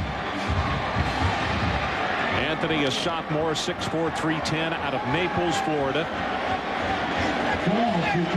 Now you see some smiles on that sideline of the Volunteers as Alex Walls tries to make it a 10-7 ball game, and he does.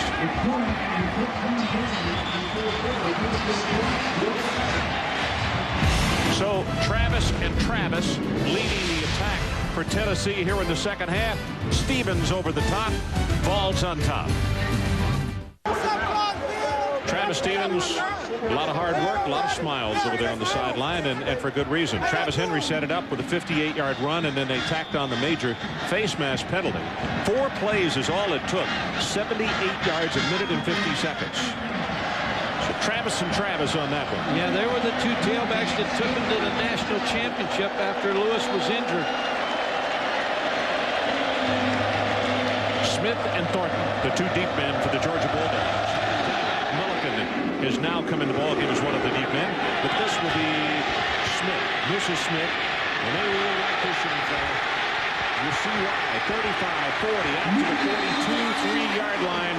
Tony Campbell made the tackle, and they're not booing. It's for Musa Smith. Adrian Carson, what do you have for us? Quincy Carter got a stiff talking to by his coach Jim Donnan going off the field at the half run. Donnan to Quincy Carter. Quincy, I've given you more freedom to make your own decisions in this game. If the pass isn't there, tuck it and go, but don't second guess yourself. Because if you do that, then your offense is not going to know who their leader is. All righty. Musa Smith, by the way, has checked into the lineup. Sanks and Thornton have done a really good job this year, but this young freshman out of Elliotsburg, Pennsylvania, they think is going to be really special. He's number 32, 6'1", 208 pounds. As Carter pitches the ball back, and here's Smith. Willie Miles makes the tackle. It's a gain of 7. Obviously, the crowd likes this young man as well. Yeah, there's a lot of people here that think he may be the best tailback. Hurt his shoulder in the Georgia Southern game. Played very little last week, but they would like to get him in a regular flow of the game now that his shoulder's feeling good.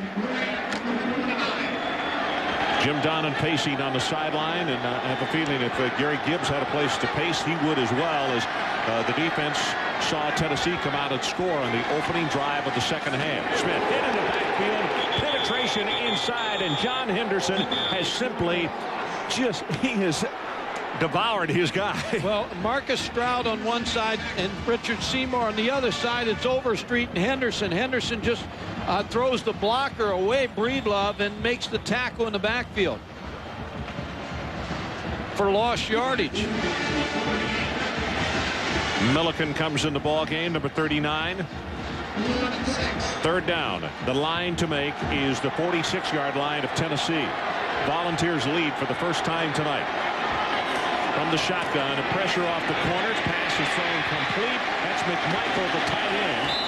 Miles on the stop for Tennessee, but they'll move the chains. And I think that play right there is very big as far as momentum and keeping Tennessee from gaining too much momentum. Ron, it's big. Brett Milliken, the fullback, picked up Anthony Sessions, who's going to blitz from the left side here. You're going to see him come in right there, number 22.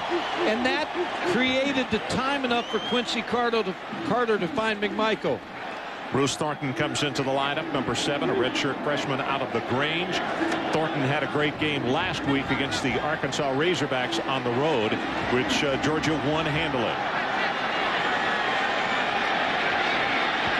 McMichael in motion, and they had to call a timeout. Quincy Carter come running to the near sideline, and he's hollering at LeBron Mitchell. So obviously a mix-up in the formation. So let's take a break. 11:05. Third quarter. Tennessee on top. Welcome back to Athens. Carter passing tonight, 4 of 9, 34 yards, rushing -20. 3 sacks for -27, and that's the reason for the big minus there. Just outside the hedges, some of the fans, the Georgia faithful tonight, they jumped in front 7-0. Tennessee has come back to score 10 unanswered points. Play action by Carter. One tackler, throws it long, got him open, inside the 15, to push him out at the 11. 34 yards, Lott made the tackle. Ron, I was watching Terrence Edwards because he's the leading receiver, and he's been the favorite target of Quincy Carter. But watch as he comes off the ball. And Twan Lott grabs him and tries to hold him up. Can't stop him. Quincy Carter's got enough time to find him for the big completion. Well, you're right. Andre Lott had his hands all over him. From the line of scrimmage, he was holding him all the way. Sanks and Smith, the setbacks. Now they go split. You can see an audible call by Carter at the line of scrimmage. Pressure is on. Throws the incomplete, and Edwards says I was tackled, and now the official agrees. That may be Lott. Yeah, they didn't catch him the first time, but they're going to get him here. Edward Kendrick, 93, was just coming pell-mell. He was all over him.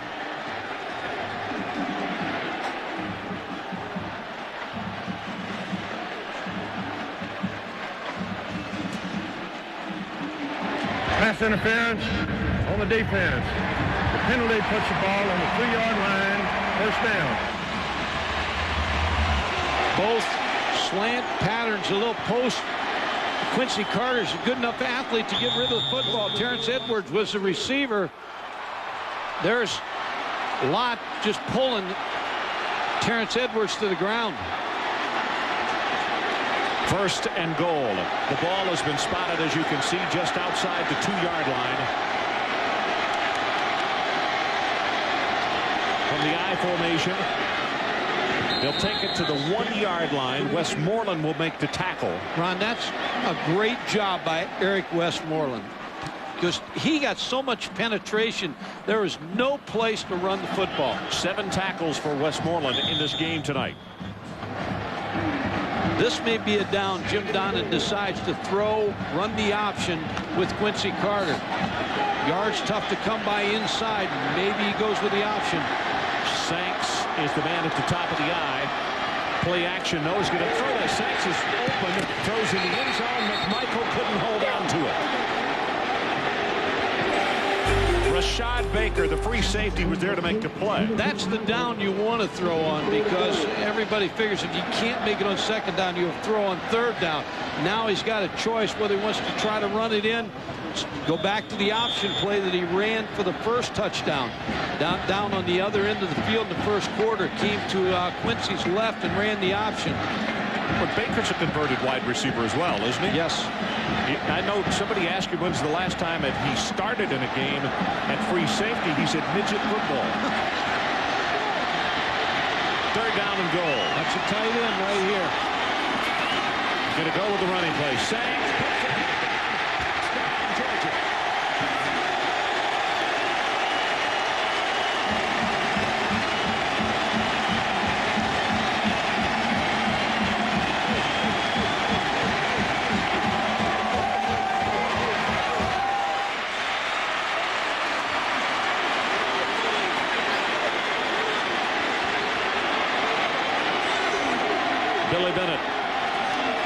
extra point attempt, and he is right down the middle.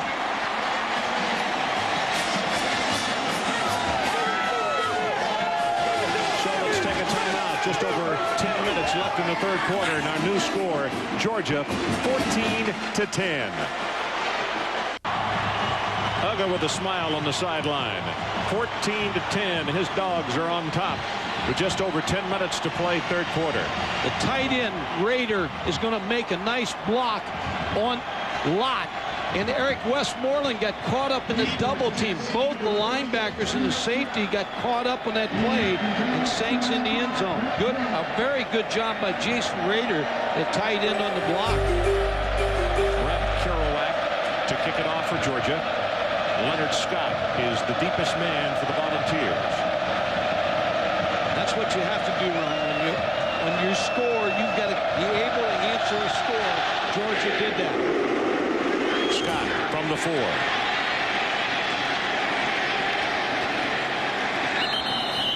And he'll take it out just across the 25-yard line. Tuesday at 7 o'clock Eastern, ESPN's Outside the Lines, The Coaching Life. Bob Lee will sit down with football and basketball coaches past and present to discuss the challenges, pressures, and sacrifices of life in the coaching profession.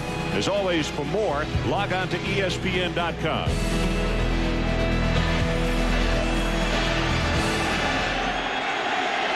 Scott Wells, the freshman, number 64, comes out over the football. Tennessee scored in their opening drive of the second half. Suggs opened the second half at quarterback, and he'll continue as he gives it to Travis Henry, and Bell and Charles Grant combined on the stop. Interesting in talking with both Stroud and Seymour, the big 2 defensive tackles for Georgia, after Thursday's practice. Mike, they have so much respect for Travis Henry. They said, no, he's not the biggest guy around, but he is the hardest to hit and knock off his feet. You better hit him low, because if you don't wrap up, he is very strong. They said he's hard as a rock. Play action. Suggs going to go down. Charles Grant. Charles Grant is a great athlete, running back in high school, played some running back here, but Charles Grant's now settled into a defensive end position. Number 19 plays off the block, never takes the fake of A.J. Suggs. Beat Reggie Coleman for the play and for the sack. You remember last year they used him some in short yardage situations, but the Georgia staff said not this year. He's on defense to stay. Josh Millard, number 98, third down situation. Excellent pass rushing. Well, let's see. Here he comes. Suggs runs to that side. Now he's just going to run it out of bounds. Tony Gilbert will make the tackle. And this crowd now is getting really loud.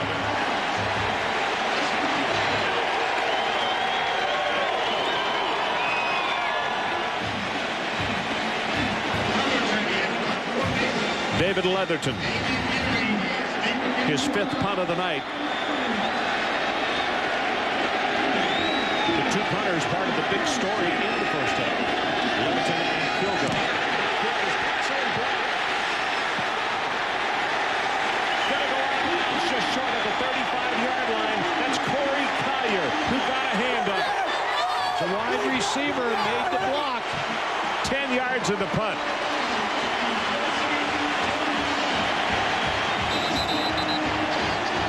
Said last week that LSU drew even with Tennessee in the kicking game. To beat Tennessee, you've got to beat their kicking game. Collier with the block of David Leverton's punt. Now, this is the time you like to go for the throat right here with Quincy Carter on the throw.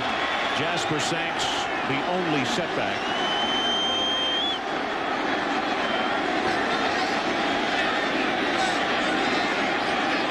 Blitz coming up the middle. Option play, nothing. Absolutely nothing. Guess who? John Henderson. Let's check in again with Brian Kenny. Ron, let's go to the Big East. Unbeaten Pittsburgh taking on Syracuse. Pick this up here in the second overtime. Quarterback Troy Nunes of Syracuse buying himself some time and then lets it fly. David Tyree in the back of the end zone. Touchdown. Pittsburgh got the ball but couldn't match it. 24-17 Syracuse. Ron? Double overtime. Everybody's going to sleep well up there tonight. Our situation, 14-10, Georgia. They have just blocked a punt, middle screen, and that ball was thrown high and almost lazily, rather than putting a little steam on it to get it right there. Yeah, this is a missed opportunity. If they don't convert on this third down situation right here, this is one that Georgia's going to look back at and say, you know, we had great field position after the block punt. We didn't make anything out of it. 5 out of 12 for 67 yards. Quincy Carter not having a great evening. Damian Gary comes into the lineup. He wears number 18. He's the youngster we've talked so much about that really can make things happen. They got to take this down to the 24-yard line of Tennessee. Carter over the middle. Complete. Johnson, the tight end. Ball came loose and has been picked up by Tennessee. Now, what are we going to call? Was he down? They're going to call him down. 11 yards on the reception.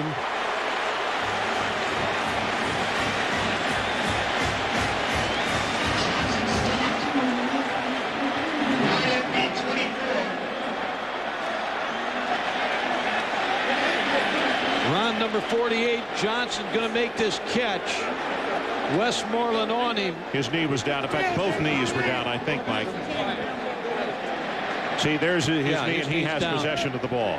No fumble. Quincy Carter standing right there checking to see if they picked up the first down. And they did not. We're talking about 2 links of the chain. Now this is where you think quarterback sneak. You got Quincy Carter, 213 pounds. I don't know if I'd take this ball off the line of scrimmage and take a chance on getting it back to Jasper Sanks. Because Tennessee has been getting great penetration. Great penetration. I think I'd leave it at the line of scrimmage, and hopefully Quincy Carter could pick it up with a quarterback sneak. Yeah, I think also you probably would sneak away from John Henderson, maybe. I would say I'd find out where he's at, number 98, and go the opposite way. Let they give it to Sanks, and he's going to have the first down. Rashad Moore, number 58, makes the tackle. A lot of confidence in your offensive line when they came through. Kevin Breedlove, Stinchcomb on the right side, and center Kurt McGill. John Chavis, the defensive coordinator for the Tennessee Volunteers. He's seen his defense this year against LSU late in the game, Southern Miss late in the game, Florida drive late in the game, so they have been late in the ball game, been hit hard. Haynes is the fullback this time. Got him blocking there. Sanks bounces it outside. Takes it inside the 20, and he's down around the 18 for a gain of 5, maybe just a tad more. Lot defensively for Tennessee. Sanks has been the difference in the ball game, in the running game. Travis Henry on the other side with a big run that set up their touchdown. But Jasper Sanks picked up tough yardage tonight.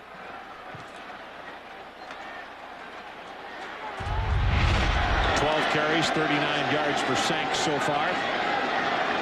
And he scored 2 touchdowns. McMichael came up. So rather than a second down and about 5.5. Dead ball, false start on the offensive line, 5-yard penalty.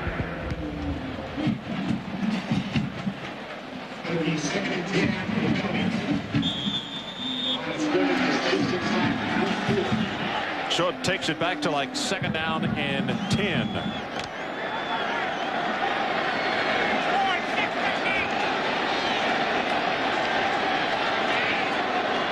Carter this time from the shotgun. Threw the pass anyway, and it hit an offensive lineman. And then the flag comes down. Henderson is the man who was coming through and was on him. It was a late flag, too.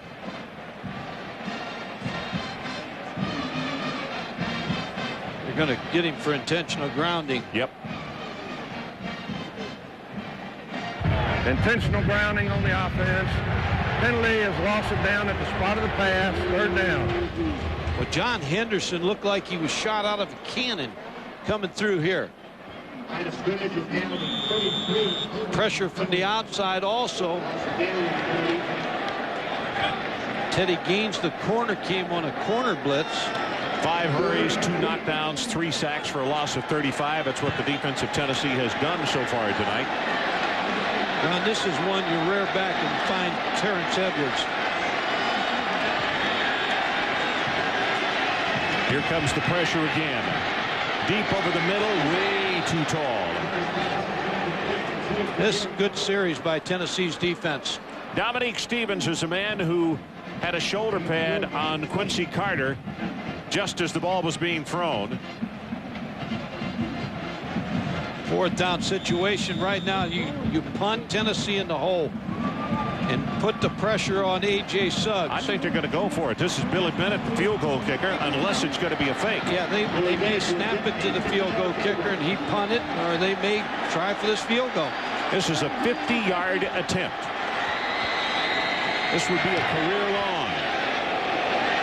Got the accuracy, but he didn't have the distance. He kicked it about 48 rather than 50 yards. So Tennessee holds, and as Mike said, an awfully good defensive stand for the Tennessee Volunteers.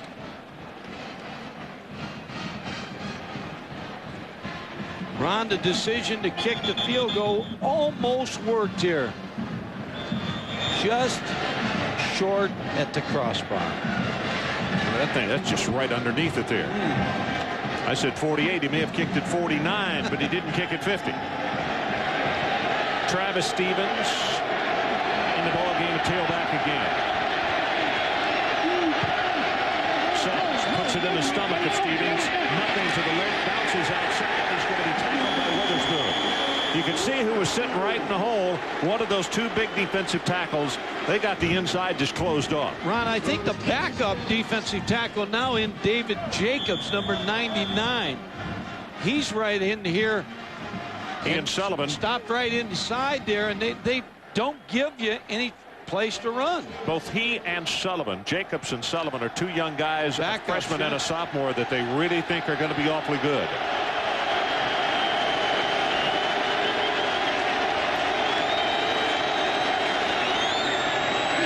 Suggs right over the middle. Got Martin. Tony Gilbert makes the tackle. It'll be a gain of 7.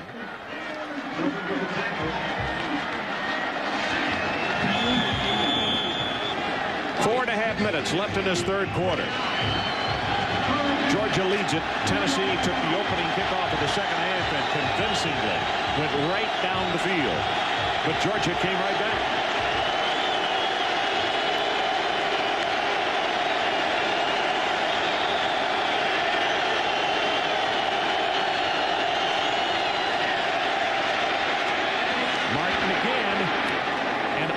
Second effort, well, he's going to have the first down by about 5. It's a gain of 12, but that's a good effort on the part of David Martin as Phillips finally made the tackle. Ron, Georgia's so cautious of stopping Cedric Wilson and Dante Stallworth on the outside, and you put the big receiver David Martin, who's 6'4", inside. Now all of a sudden he has to beat a linebacker, and you see he's wide open over the middle. Everybody's so cautious of the outside. The middle's there.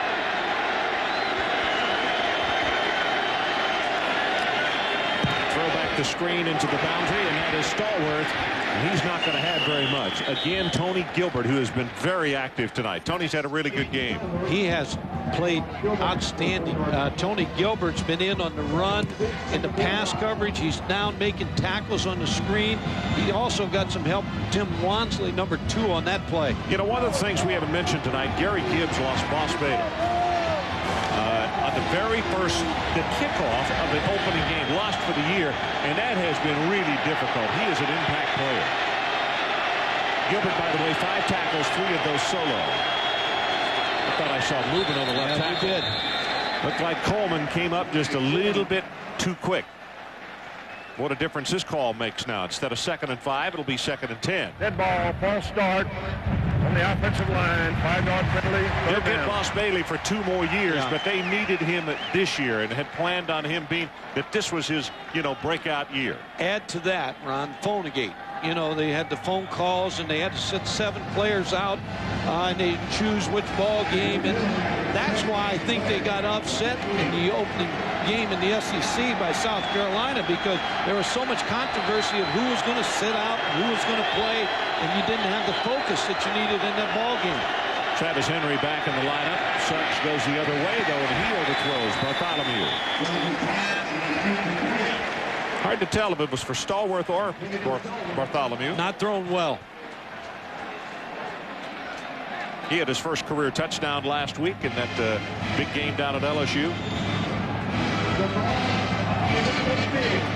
Over on the sideline, Casey Clausen stands and watches and studies this offensive play selection that's going on here in the second half. 3rd down and 10. Line to make just inside the 40. A.J. Suggs.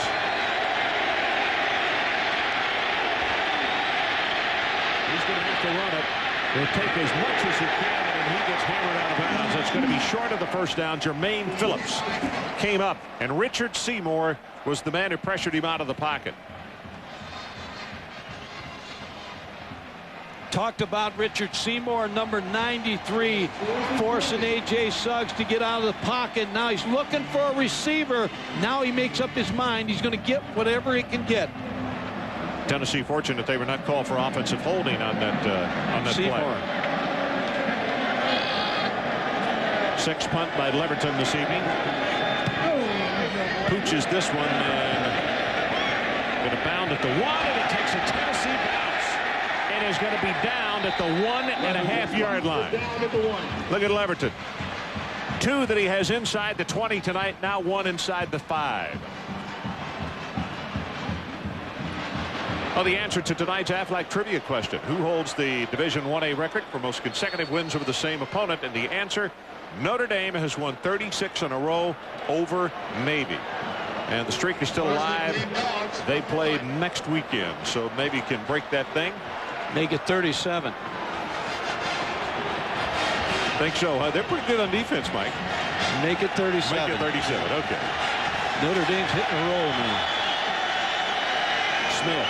Musa Smith spins out of the 5. Richmond, and I'll tell you, you have to put an asterisk by his name. Constantine Rittman caused a fumble and recovered a fumble tonight. He's a backup guy. Ron, this is so important for Tennessee. They chose to kick Georgia in the hole. David Leverton with a great kick. Now your defense has to hold them to get the ball in good field position for your offense, who's got a redshirt freshman quarterback at the helm. Keep it on the ground again. Smith is close to the first down. Sessions is a man who hit him initially, but he got by him. And you see Smith very smooth for a large, and he's 6'1", 208, pretty good size for a tailback. I get the feeling the fans like him here, too. Yeah, they do. 4 carries, 13 yards as you look at Sessions. 3rd down and a big one for Tennessee, because they can flip the field on Georgia right here and get good field position if they can hold on this play. 1:10 remaining 3rd quarter. He pitch it back to Smith. Got a blocker in front. That's Haynes still fighting. Going to have the first down as he'll take it out around the 16, 17-yard line. Baker on the stop. Like a bowling ball shot out of a cannon. Musa Smith just runs with reckless abandon. Freshman, he doesn't know any better about this series. He just heard some of the veterans talk about the problems they've had with Tennessee. Oh, boy. Under a minute to play, 3rd quarter. Jim Donnan paces the sideline. Important first down for his ball club.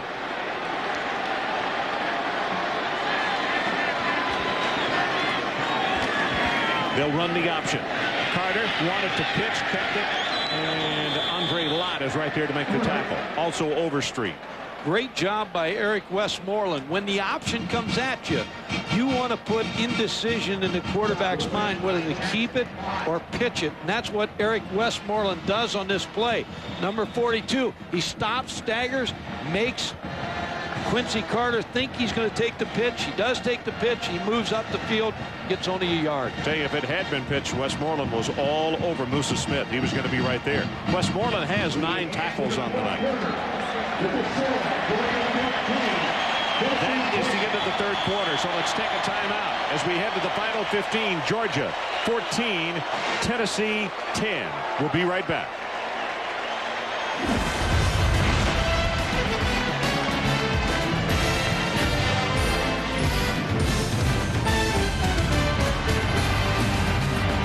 Leads it. Smokey doesn't like that.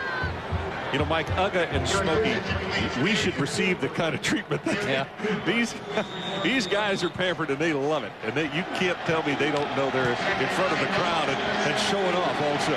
He's got a Russell sweater on. Must have a sweater deal. The final 15 minutes. Middle screen.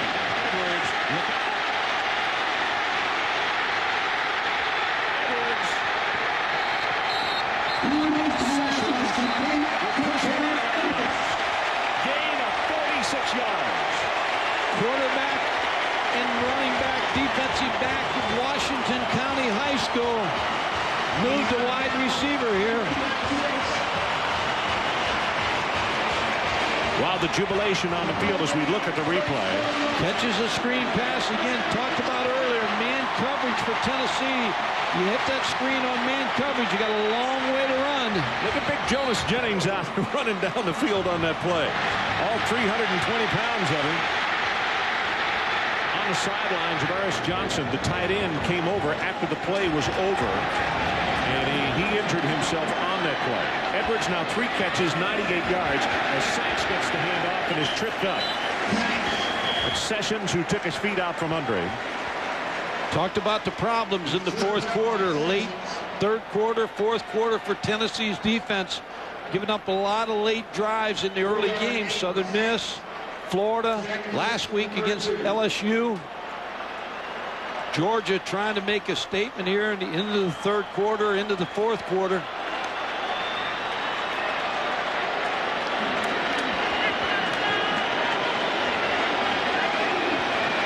Talk about Jonas running down the field just a moment ago. George Foster's coming to the ballgame. I think spelling him just, no, he's in there. Gonna rush it. Now gonna throw it. For the end zone. Out of the hands of Mitchell. Mitchell was the #2 quarterback last year. Again, they moved him away from that position, put him at wide receiver, and boy, he was open just now. What happens with defensive backs, Ron, they see Quincy Carter moving around, they think he's going to run, and Willie Miles may have peaked a little bit and lost his receiver, LeBron Mitchell, but he couldn't hold on to the football. 5 drops by Georgia tonight. That one would have been a tough catch, though.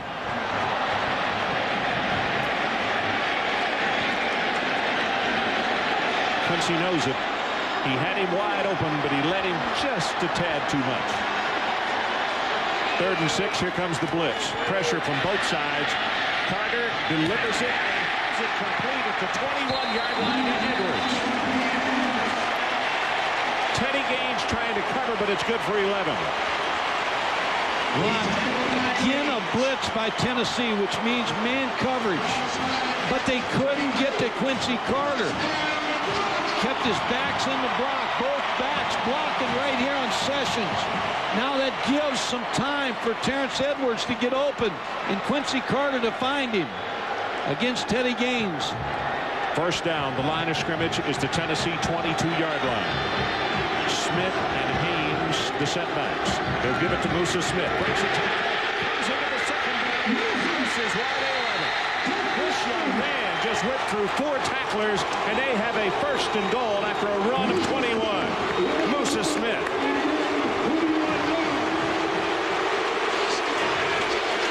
Musa Smith from Pennsylvania doesn't know a lot about this rivalry. Doesn't look like he cares either. He just wants to get in the end zone. Tell you what, he was swinging and swaying and dodging people. Anthony Sessions injured, going to be taken out of the ball game.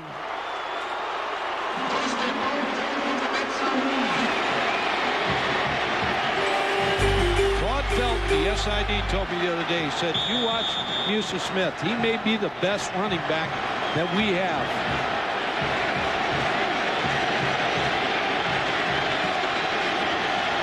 Play up over the top. Smith is down.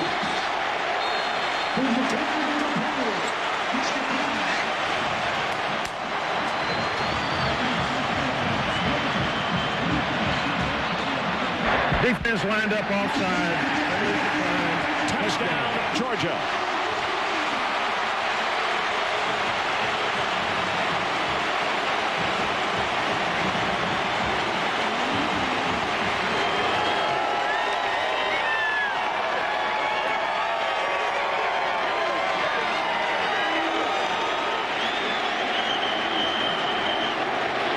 Extra point attempt. Bennett. I think a timeout was called before, Ron.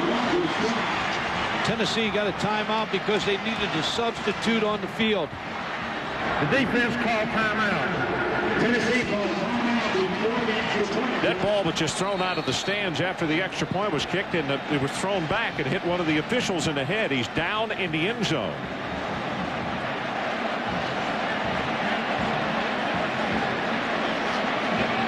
Richard Morales, I believe, is the gentleman, the field judge.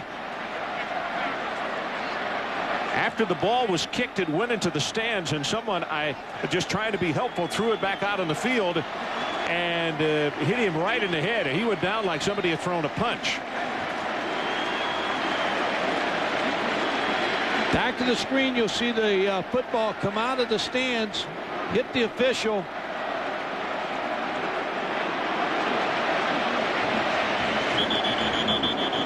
Well, the kid from Georgia in the black top, instead of going for it, just kind of gave up on it.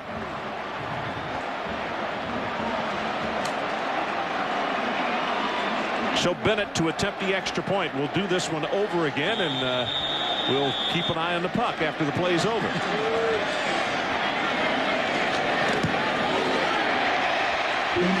Got it.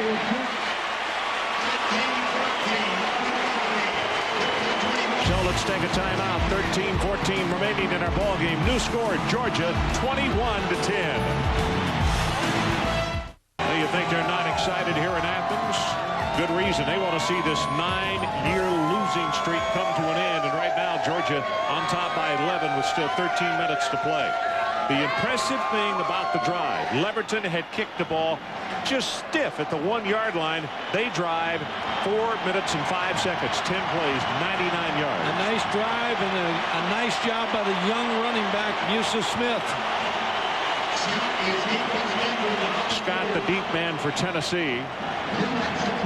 Kerouac to kick it off for Georgia.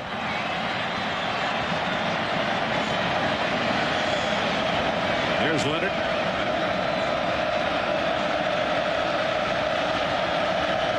Georgia had to get one man off the field. I had too many on the field for the kickoff team. They only got 10 now. So they're going to spot him.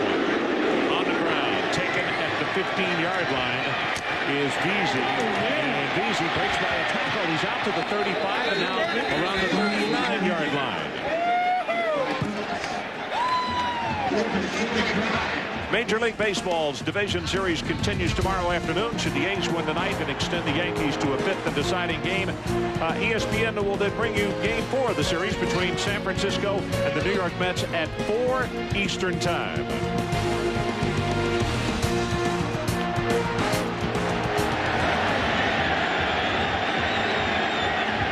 Travis Henry and Bartholomew, the setbacks, as Quincy Carter on the far sideline gaining a little time to rest and enjoy that scoring series. Travis Henry, screen play, gets a block out front, and it's going to be Kendrell Bell who will make the tackle.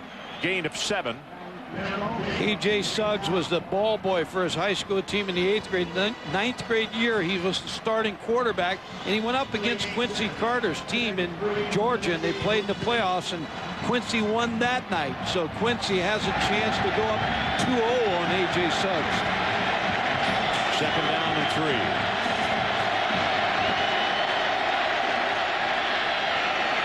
Flag comes down. Here's Henry across the 50 into Georgia territory at the 49.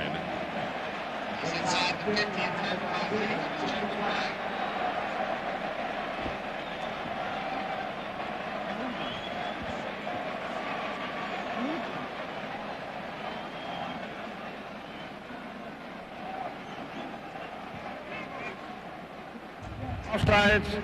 Defense lined up offsides. Penalties declined. First down. So first down for the Tennessee Volunteers. Mike, right now, if you're Philip Fulmer and his staff, what do you go to? What button do you punch? I think you got to go to the wide receivers. Cedric Wilson, Dante Stahl. You got to get something big to happen. Now, this is a night Quincy Carter hasn't played great football, but he's had a supporting cast tonight. And those supporters have played extremely well. We got to see the youngster Smith in the last series. Pressure, Suggs is sacked, and that is Jonathan Sullivan, the third time the Tennessee's quarterbacks have been sacked tonight. Jonathan Sullivan just got tremendous pressure off the start of the football. The offensive line, number 57, you see him come inside, just beats the block. One of the things that Gary Gibbs told us yesterday, he said we'll play 8 down linemen, 6 linebackers, and 8 defensive backs. We're playing a lot of people, and if somebody goes slow on a down, then they'll come up. And it's helped him, Ron. It's starting to help him in the fourth quarter. Suggs delivers. That is knocked down. Great play, Tim Wansley. You know, as I see this Tennessee football team now, you look at, they got a freshman right tackle, they got a redshirt freshman center, they got a redshirt freshman quarterback. Not making excuses for them, but if you're going to get Tennessee, you better get them this year, because they're going to reload here before long to be a pretty good football team. But they're a young team this year. Suggs 8 of 13, 40 yards. Third down. They need to take it all the way down to the 39-yard line of Georgia.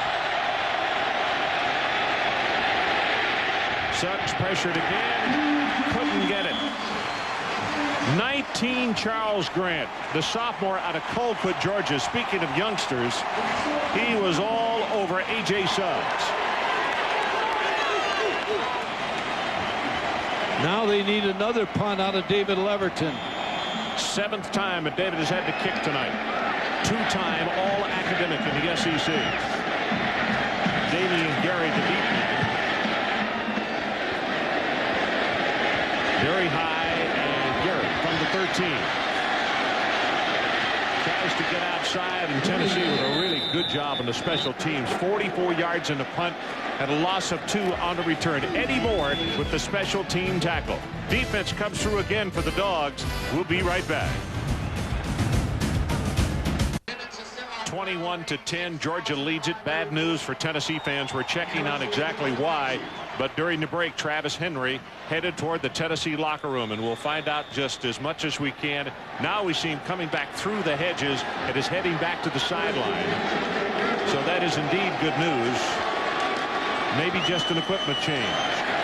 This running play is going to go by Sanks, close to 5 yards on the carry out to around the 15. A lot of people pick Georgia to win the East. Now they start off and they stub their toe against South Carolina. If they can get by Tennessee, they can still put together a run here. They get Florida and Jacksonville at the usual place, and this team could get hot and win the East.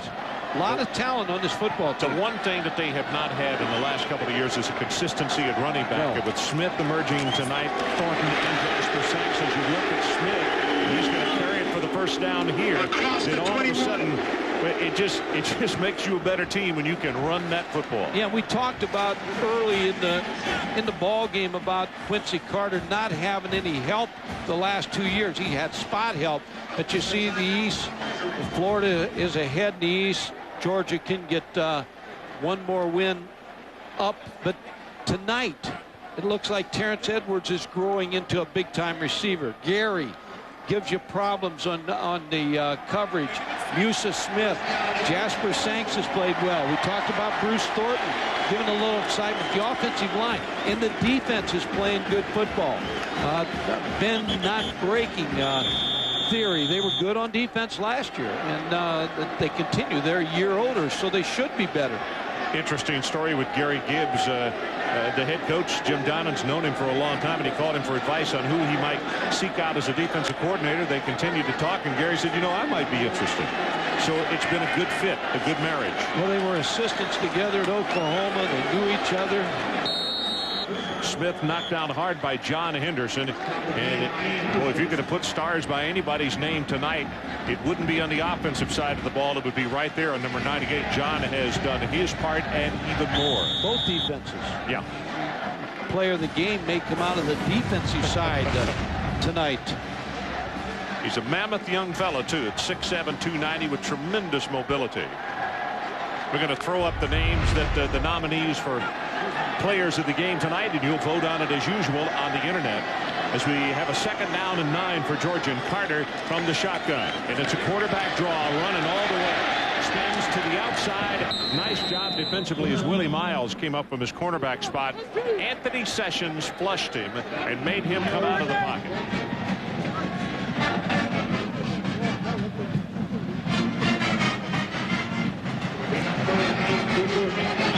Quincy Carter coming into this football game and talking to Jim Donnan. He said he's only played 9 true quarters. We beat New Mexico State, Georgia Southern, Arkansas handily, and we only had 52 snaps on the offensive side of the football versus South Carolina. So he said his statistics aren't what they should be, but tonight statistically he's not played that well, but he's getting support from his football team. They need the 32. It's going to be a throwback to the quarterback, and there's Carter makes the catch and the first down.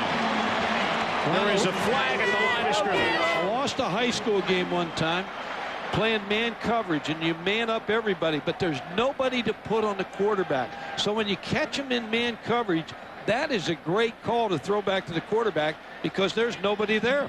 Terrence Edwards with the pass. Illegal formation on the offense. Do not have 7 offensive linemen. 5-yard penalty, repeat 3rd down. Terrence Edwards, go back to, he was a high school quarterback, so threw the pass, threw it pretty well. Well, they wouldn't have had 7 offensive linemen anyway, but they didn't have 7 men at the line of scrimmage is what Bill meant. So Milliken will be the lone setback. 8 minutes and 20 seconds, and that clock now running in a hurry if you're Tennessee. Sanks and Milliken as Sanks checks into the lineup, and they'll go shotgun with a 3rd down and 13. And give 5 more yards. Looked like Brady Pate, number 55, the left guard, came up out of his stance. Well, Quincy standing there having a conversation with Will Overstreet. False start on the offensive line. 5-yard penalty. Jim Donnan used to have Chris Cefalo. Now the offensive, he has his offensive line coach. He moved on to Tulane. Pat Watson was the offensive line coach. He died here, which is a tragic deal with Georgia. And Jim Donnan said, his team had a hard time with that, and he had a hard time with that. Now he hired Doug Maroney from Georgia Tech as his offensive line coach. 3rd down and 18, and they give it off to Sanks, and Jasper is going to be short of the 20-yard line. But Georgia with the 11-point lead, trying to play with the odds and play it safe, and now they'll kick it away. Ron, just thinking, going back on Pat Watson, what a tremendous man. He's an excellent football coach, and just a wonderful person. Have a tribute to him in this year's book, and I'm glad that they did, because Pat had a lot of friends in a lot of places. Kilgo, this is only the first punt, Mike, of the 2nd half. That's how well offensively Georgia has played in the 2nd half. Good hanging spot. Parker makes the catch immediately, driven back inside the 35-yard line. 46 yards in the kick, a loss of 1 on a return, and for the 2nd time tonight, Jermaine Phillips on the punt return makes a tackle. We'll be right back with more from Athens. Back in Athens, Georgia, a lot of questions out on the Ask Adrian website this week about the hedges here at Georgia. Originally planted in 1929 before the Olympics in 1996. I was here November 11th, the last game in 95, when they had to tear them up to get ready for the soccer games here at Sanford Stadium. They take great care of their hedges. There are other hedges at other football fields here in the Southeast, but everyone needs a little manicure from time to time. There you have it. How about the green thumb, Ron? horticulturist you are. It's the first time you ever had gloves on. Travis Henry, the setback. They roll the pocket. You see the blocker in front gets it complete, and he waited so long. Stallworth really had no place to go. Jamie Henderson came over to make the hit. I'll tell you, Mike, I'm going to almost make you a wager tonight. In the history of this stadium, the students have never come across and torn down the goalpost. I'll make you a wager if they win this game tonight and break the streak, one of these goalposts is going to go. I think we may see some kids come over the hedges. What do you think? Well, the hedges may go too. 9 years, a long time not to beat an SEC rival. Pass is caught.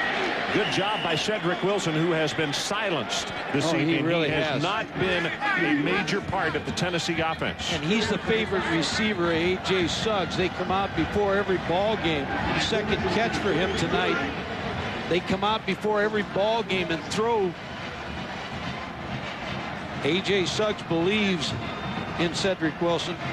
26 receptions, 4 TDs coming into this game. Now he has 2 more catches.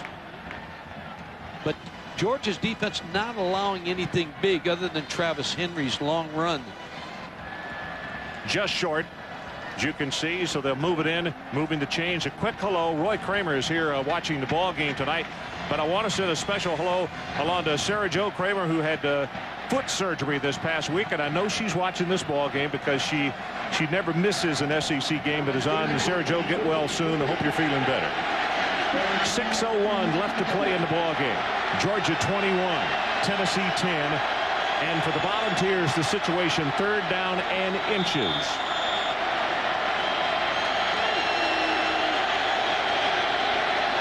Straight ahead with the quarterback sneak, and he'll have it.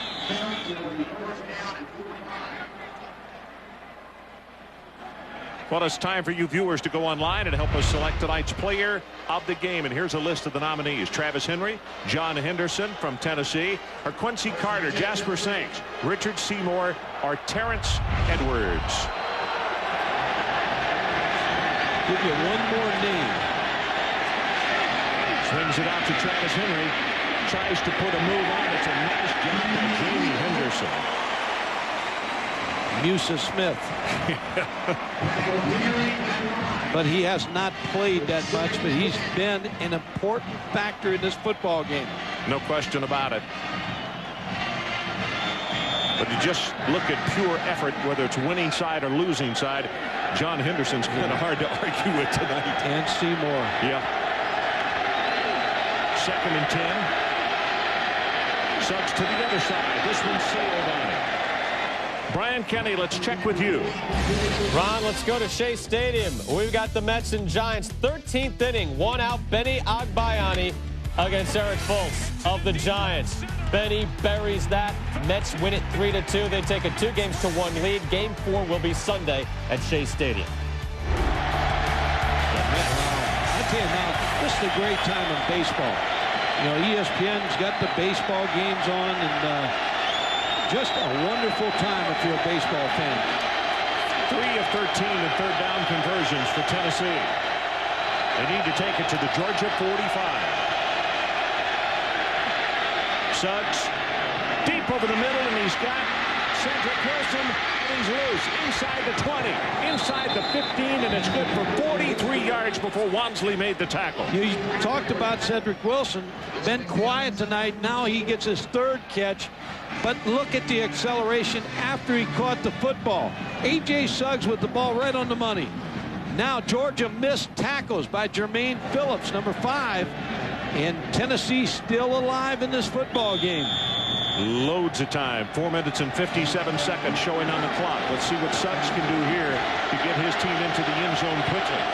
They pitch it to Travis Henry. Blocker in front. That was Bartholomew, and he'll fight his way down to around the 10.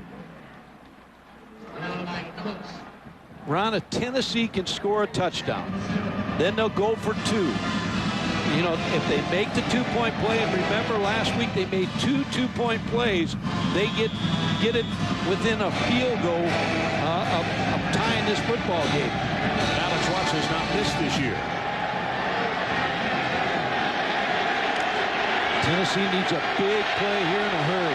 4:46 now on the clock. Henry, 11 carries, 82 yards. Sucks from the shotgun. They give it to Henry. Comes to the right side, spins off the tackle, still fighting his way close to the 5-yard line. Phillips will finally finish him off, but it was Tony Gilbert that he beat. That is a tough run by Travis Henry. Nicknamed the Cheese because they said he runs like a block of cheese. Thought about transferring when Lewis came back. He led him after the injury to the national championship. Him and Travis Stevens then sat out. Well, that clock, they're burning a lot of time here. 4:10 left. 9th play of the drive. Martin in motion. Henry has a blocker in front. That's a nice job by Tony Gilbert. If he doesn't get him by the ankles, he's following Bartholomew into the end zone.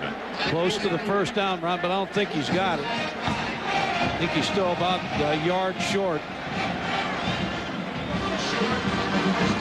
This is where it's tough on the sidelines, and you got to really rely on the press box to tell you how far it is.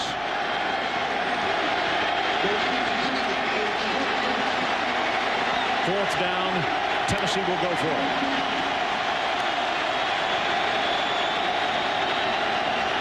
Clock runs, 3:21, now 3:20. Henry. Ryan Fleming with the contact, and Georgia thinks they have held. And they have.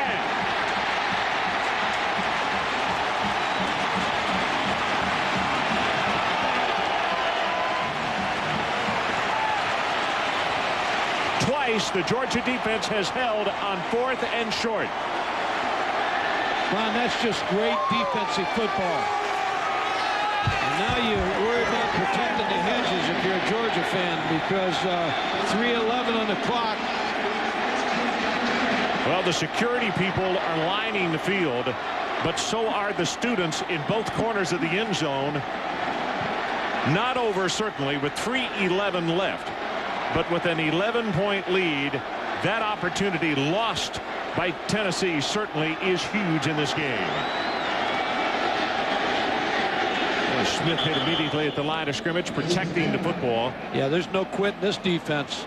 With Tennessee, they will tackle the football and try to rip it out. So a timeout is called. 3:01 remaining in the ballgame. Georgia by 11. And we'll be right back. Time to get Ugg off the field. 21-10 our score. 3:01 showing on the clock. Tennessee has one timeout remaining. Ron, one thing Jim Donnan would consider down here right now, if they don't get any yardage, get stopped, Tennessee used their last timeout, they may think in terms of a safety to be able to kick the ball out. That's still 9 points, still two scores.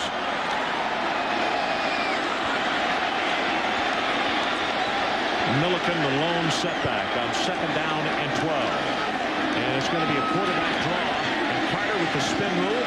He'll be out close to the 8-yard line. Moore tripped him up. Tennessee going to use their final timeout. So it'll stop the clock. 2:54 remaining. And we'll take the break with them. Georgia on the verge. Can they break a 9-year losing streak? Well, 21-10 to score, and there are a lot of folks at this stadium. The youngsters are saying, you know, there's another streak that's gone on for too long, and that's the fact that the goalposts have never come down.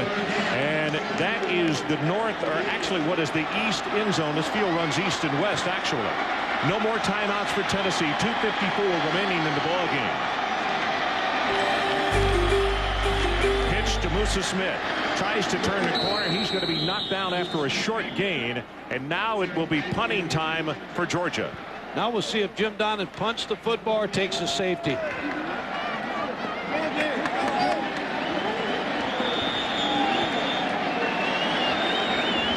know, I saw in a high school championship game one year where the kid did this, took the snap, and started running from side to side in the end zone, and nobody tackled him. He ran about 35 seconds off the clock. Not that much for the coach.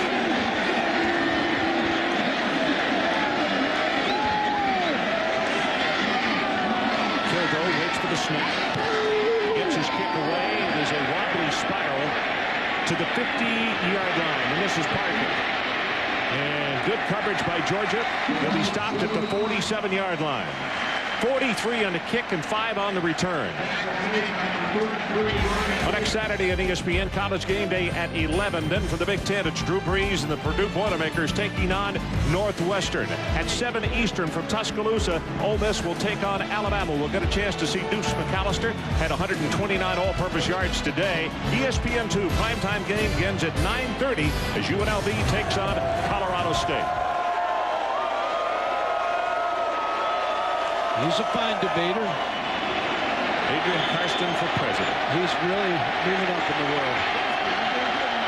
It's all due to that Ask Adrian. That and Northwestern's play this year. I know his frame of mind has improved. Suggs, lots of time.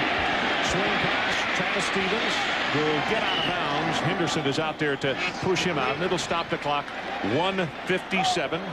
Ben Stooley on the sideline, the last Georgia coach to defeat Tennessee, and that was back in 1988. This looks like he's a little worried about the goalpost. Hey, goalposts are not that expensive when it comes to breaking a streak. And now the kids have jumped the barrier on both sides of the field to our east. Jim Donnan's 100th win. If they can hold on. Pressure. Big Charles Grant, number 19. He's only a sophomore. 6'4", 265. Was a running back in high school, and he came in and knocked down the quarterback. Ron, this is a pretty good football team. When you get a front, the hardest thing to find in college football is defensive linemen. They have them here at Georgia, so they're a head above some other defensive teams in the SEC because of defensive linemen. Travis Stevens couldn't hold on this time. Richard Seymour applying the pressure, and now the kids beginning to get out of hand. They are in the end zone and trying to jump on the goalpost, and Jim is running down the sideline. Jim Donnan pleading with the students to please get back off the field.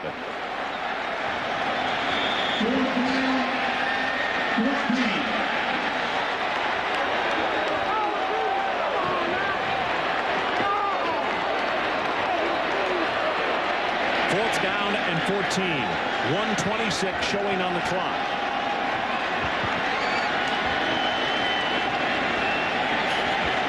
Charles Grant with pressure. Pass at the far side.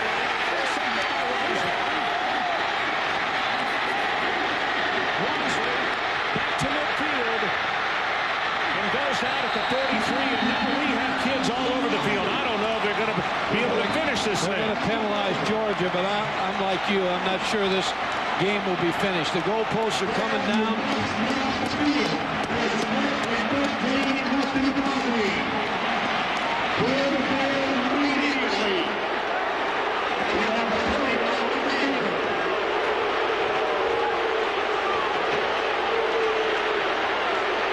You understand their exuberance, but the other thing is that they should have respect for is the kids on the field deserve the attention because it is their effort tonight that should be saluted, but from the sidelines and not on the field, which they've done right now. Totally agree. Totally agree. This is they're completely out of hand. You see, even some of the players have gone down to go down and ask the fans to please stay off the field with 1:13 remaining.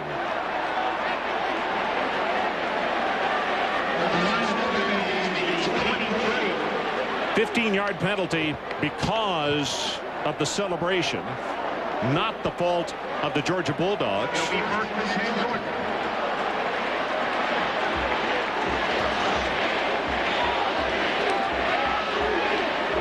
Now the fans in the stands are chanting, "Get off the field."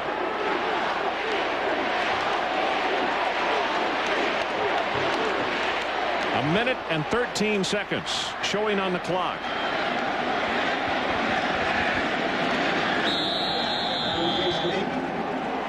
Carter takes a knee, and the first thing that happens is Randy McMichael turns around to the fans and says, "Please stay back." We got 103 now, 102. Jim Donnan shaking hands with members of his staff. The voting's complete. Tonight's Visa Player of the Game is selected by the fans at home on ESPN.com is Quincy Carter. 8 of 17, 134 yards. And Ron, Quincy Carter did what he needed to do tonight, but he got some support. And I think at Tennessee here tonight, now that Tennessee's had such great years, LSU tore down the goalpost last week against them. Here at Georgia, it's going to tear down the goalpost tonight. So it's kind of the program that Tennessee's had and the winning tradition that they've built up. This field is covered with folks with 20 seconds, 19, and this is going to be it. The big race is to see which goalpost will go down first, as the Georgia Bulldogs are going to break a drought that goes all the way back into the 80s. What a mob scene here at Sanford Stadium.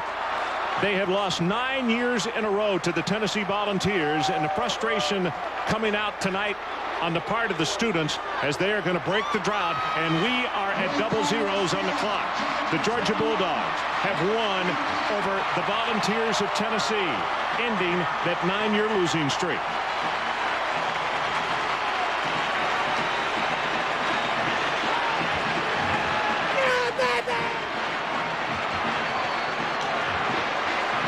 Adrian Karsten, let's check in with you. Very wild situation, Ron, as you can imagine. With head coach Jim Donnan, coach, congratulations. Well, the end of years of 9 years of frustration. It's a big win for Georgia people. Can't say enough about our defense. Offense, we answered the challenge in the second half, but great win for Georgia. You gave Quincy Carter a lot more freedom in decision-making tonight. I know you got after him when you came into this locker room after the first half. What did you tell him? No, I really wasn't getting after him. I was just reassuring him. You know, we had some fumbles that were really crisis, but, you know, just great to see all this emotion and this tremendous win. Again, though, our defense was unbelievable. It was an awesome job. A lot of pressure, both on you and Quincy, to get that monkey off your back. He's won 21 games now in 2.5 years. But all I know, this is number 100 for the old coach. I'm happy about that. But what I'm really happy about is for all the Georgia people, and also the fact that we were able to go 99 yards against a good defense there and seal the game. Coach, congratulations on a huge victory for your football program. Thanks a lot there. Appreciate it. Okay, Ron. All right, Adrian, thanks so much. Great hustle, particularly under duress. Mike, final comment from you. You could tell the frustration that Jim Donnan's had there. Yes. And then that win, the question by Adrian, you know, does this get the monkey off your back? And he said it's 100 wins for the old coach. And he feels pretty good about that. He probably feels as though he's played Tennessee 100 times at least. Final score, Georgia 21, Tennessee 10. Coming up next, college football tonight scoreboard, followed by SportsCenter. And next Saturday night, we'll be in Tuscaloosa as Ole Miss meets Alabama. For Mike Gottfried and Adrian Karsten, I'm Ron Franklin. This has been a presentation of ESPN, the worldwide leader in sports. For more, log on to ESPN.com, your home for college football on the internet. Once again, here's Brian Kenny. Brian.